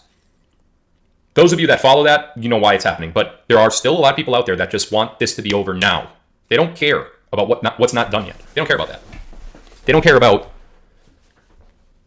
They just want Trump back in office to implement certain policies so that their lives are better. Start getting gas to go down, right? Start getting grocery bills to go down, electric bills to go down. Stop the doing of everything that the Biden White House has done. That's what everybody wants, okay? Little do you know what has yet to take place. That you're insisting on these things happening in the current, but you're not realizing that if they do happen in the current, if you get your wish and that happens, and it does happen today, tomorrow, this weekend, last weekend, 2 months ago, 2 years ago, nothing got fixed. And when I say gas to go down, right? They just want Trump back in office to implement certain policies so that they don't care. You told them he was coming back. Still a lot of people out there that just want this to be over now.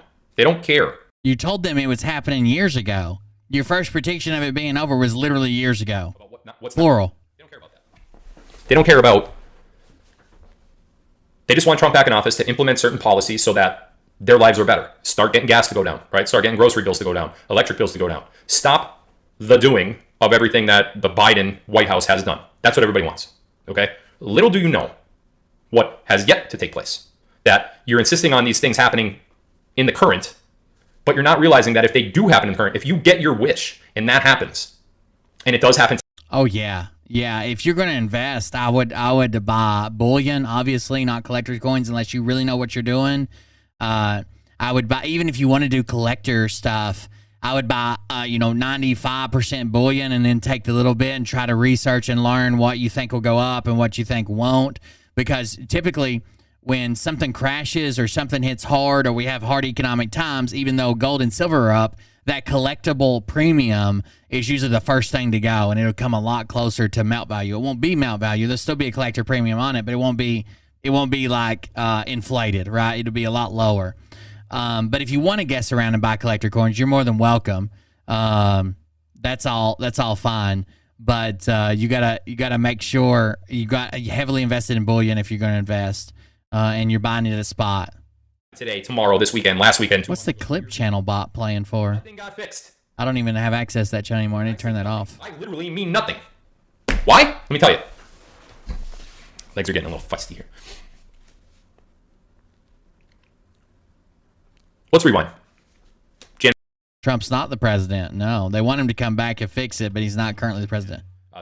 We all know, those of you that know, that have followed me and this theory of continuity of government and devolution and suspension of habeas corpus and the Stafford Act and all of these things that we talked about in past lives. Those of you that follow that, you know why it's happening. But there are still a lot of people out there that just want this to be over now. They don't care about what's not done yet. They don't care about that. They don't care about... They just want Trump back in office to implement certain policies so that their lives are better. Start getting gas to go down, right? Start getting grocery bills to go down, electric bills to go down. Stop the doing of everything that the Biden White House has done. That's what everybody wants, okay?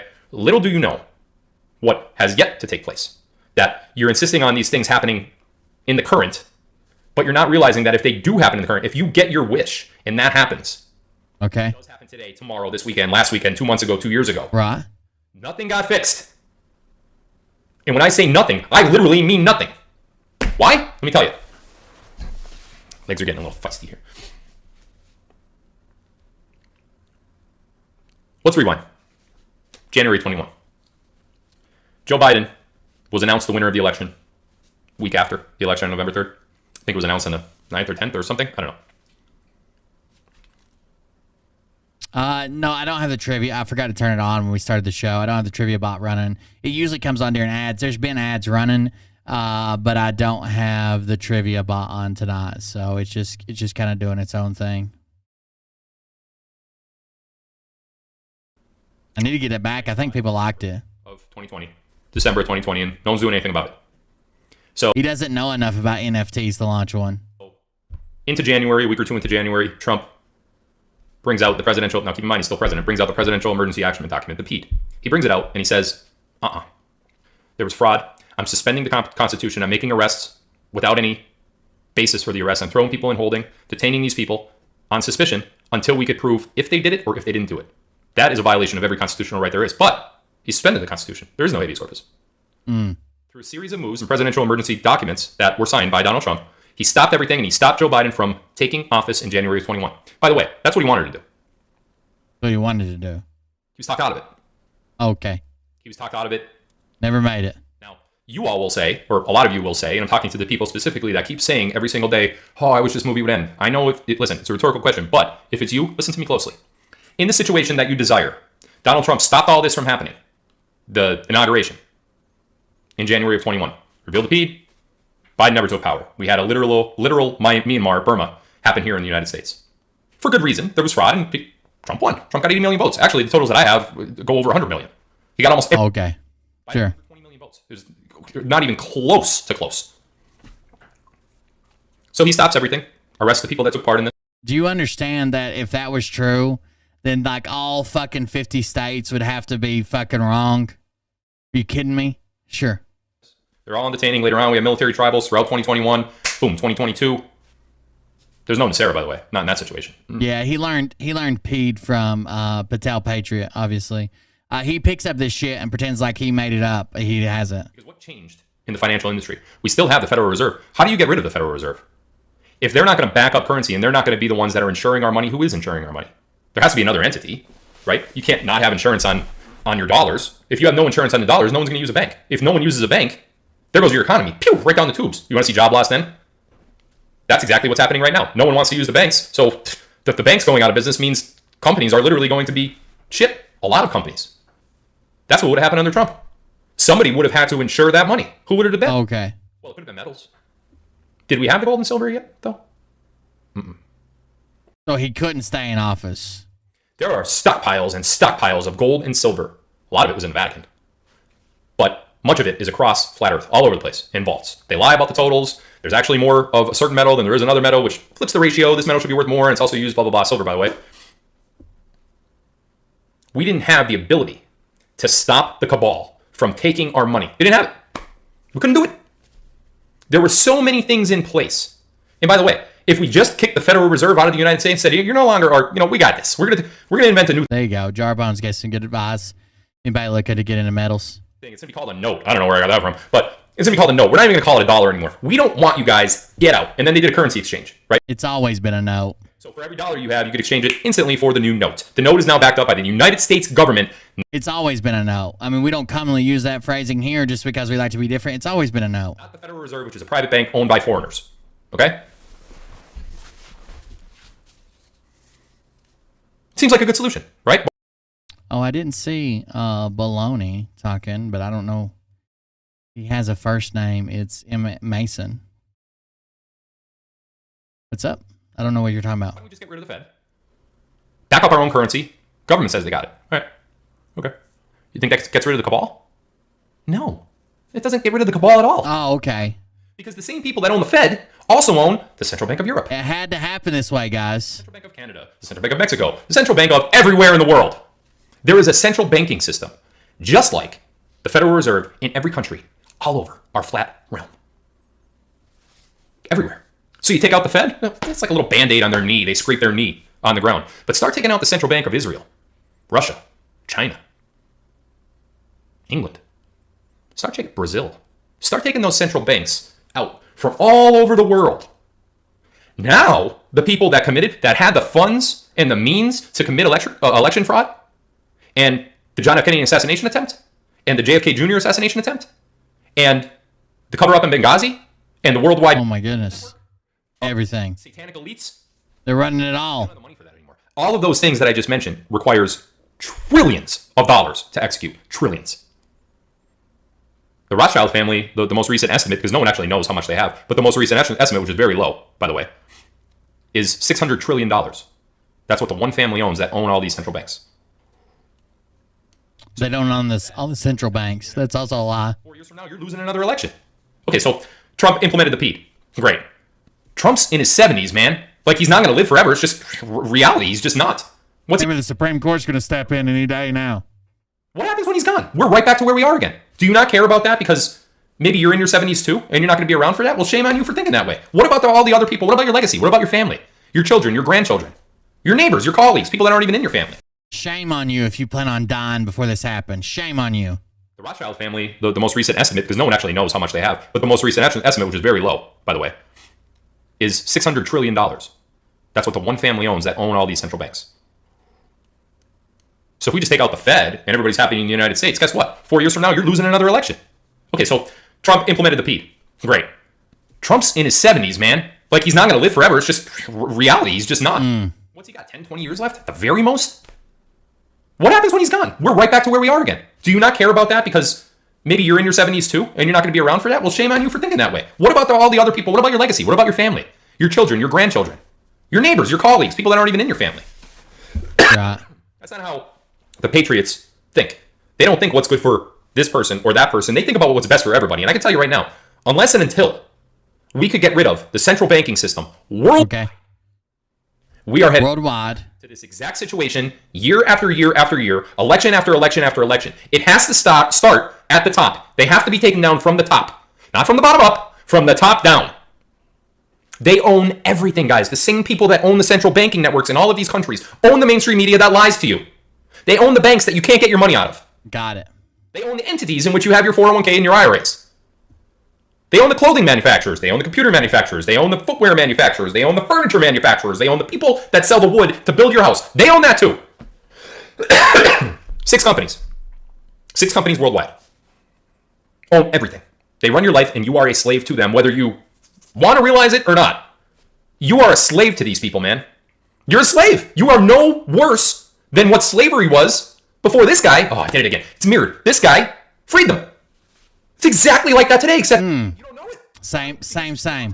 Perfect. Because all you do is watch your stupid device. You look down at your device and, look what's happening on the news today. And you watch your TV and there's Tom Brokaw and there's Peter Jennings. And you're just oblivious to truth. Y'all wanted a video to show your friends of the person that you watch for news? This is that video. Oh my God, please don't. They're going to think you're crazier than crazy. Jesus Christ, they're going to see a giant cash grab? And I'll tell you what, I'm just going to be completely honest with you. If you share this video with your friend who just will not wake up and they promise to give you 90 minutes of your time, looks to be about an hour and a half live, right? They promise to give you a full please don't. span of this entire live beginning to end. And they watch it and they still say, I still don't know. They're gone. Forget it. They're not going to go. They're not going to do it. If they don't, they might get thrown off a little with the flat earth stuff, but we can work on that. The banking crisis and what's happening in 2023 is the single most important financial event ever. And if you think your 401k or your IRA is safe, please do not go to goldquiz.com and answer those 5 short questions and talk to somebody on the other end who wants to take your dollars out of dollars. They don't want you to have dollars anymore. They want you to take your dollars out of the dollars, and they want to put that dollars into metal. Why metal? Because silver and gold is God's money. It comes from the earth. The earth. It comes out of the ground, not from some family in who knows what castle out in God knows what country. God's money. Silver and gold.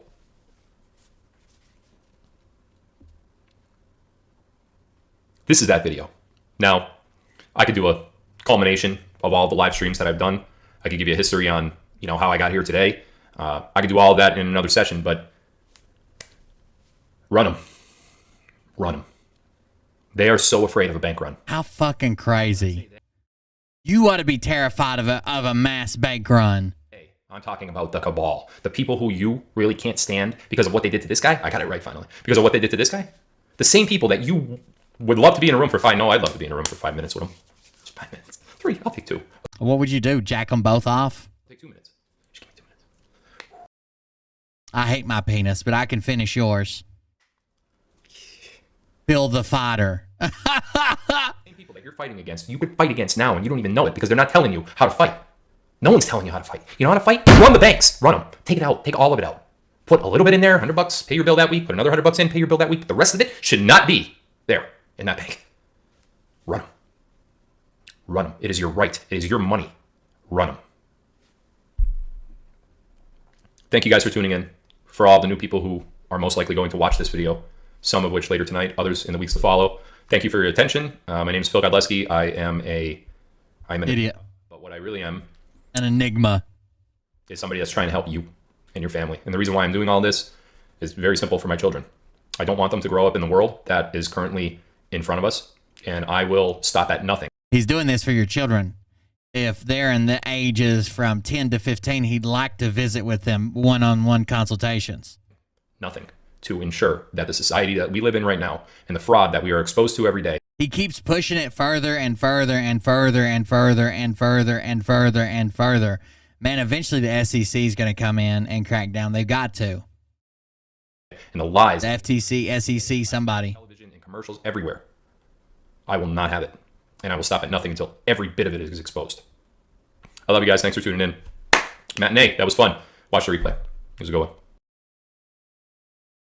Don't watch the replay. Don't do it. It's not worth it. Here you go. Here's a Ramesh video just posted. And I know that I said I was done, but I just got to take it. Remember when we were kids and the parents used to say, go outside, to get out in front of the TV and all that? PR_ you betcha. Oh no. Who is this? PR you betcha. You keep cheering and this woman keeps coming by on this boat. I don't know what this is. Cause I'm drinking. A crusty nail fly off doing that clap. And then you got the not only the TVs and these things, you got the Ataris and the Nintendos, and it's like, go outside and then rot your brain, and then we would fight. Oh, we're not gonna rot our brains. We can't. Well, whose brains have been rotten now? It's like you are the generation that was raised by the greatest generations. What happened to you? What would they think? What would your parents think? It's disgrace. It's a disgraceful display of your upbringing. And look at the goddamn examples you guys are leaving for your grandkids. And you guys think that you guys would be better suited to run everything. Goddamn no. There's no freaking way. You guys think that you guys could run things after this? You guys can't even run a household. You're supposed to be able to discernment, right? You got discernment. You guys can't discern shit from crap to shit. It's unbelievable what is going on with you peoples. It's almost like you guys are going to sit around in fear. You're going to sit around in fear. Oh, the 5G. Oh, everything's out to get us. And then wait to win the lottery. That's what you're waiting for. Do you know what the goddamn odds are of winning the goddamn lottery? Huh? It's a pipe dream. You're waiting on a goddamn pipe dream. And you want to run the country. Run the country? Add an I. You're ruining the goddamn country. So get with it. Wake up. Drop this whole mess. Come back to reality. There you go. Come back to reality, everybody. We do have some dramatic readings to do. We've got quite a few that Mariah sent to me. That's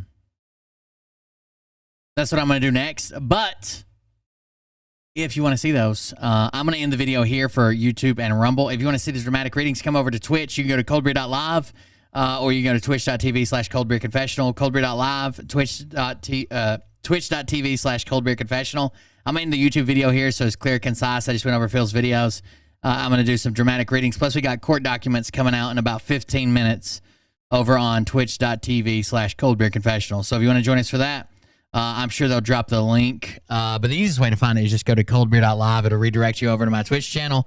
So come join us for the dramatic reading. And there's some court documents that are supposed to drop at midnight. Counterclaim against Phil from his victim. I don't know if there's going to be good stuff in it or not. But either way, come join us on Twitch and watch the rest of it. Twitch.tv/coldbeerconfessional or coldbeer.live. See you guys over there in just a minute. Everybody else on Twitch, just stay where you're at, and we'll be there in just a second.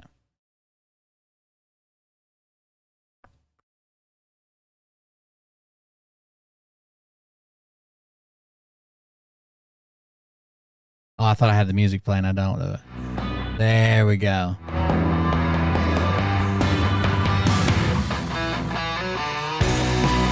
Yeah, they don't seem very happy with Phil, I'll tell you that much.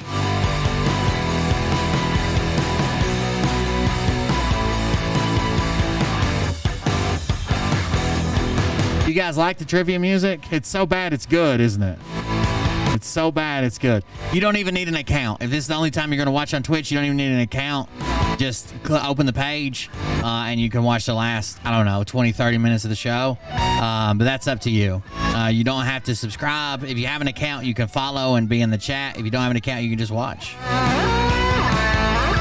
Advising a run on a bank is illegal. I don't know. I guess I could look that up. It seems like it should be. But I know the last one that happened was from the Silicon Valley Bank was from adventure capitalist Peter Thiel and his fucking group of friends. That's what literally caused the one at Silicon Valley Bank. And then people getting a hold of that and doing the same thing. All right, I'm cutting them loose. Join us over on Twitch, coldbeer.live, twitch.tv/coldbeerconfessional. Either one will work. Join us over there for the last few minutes of the show.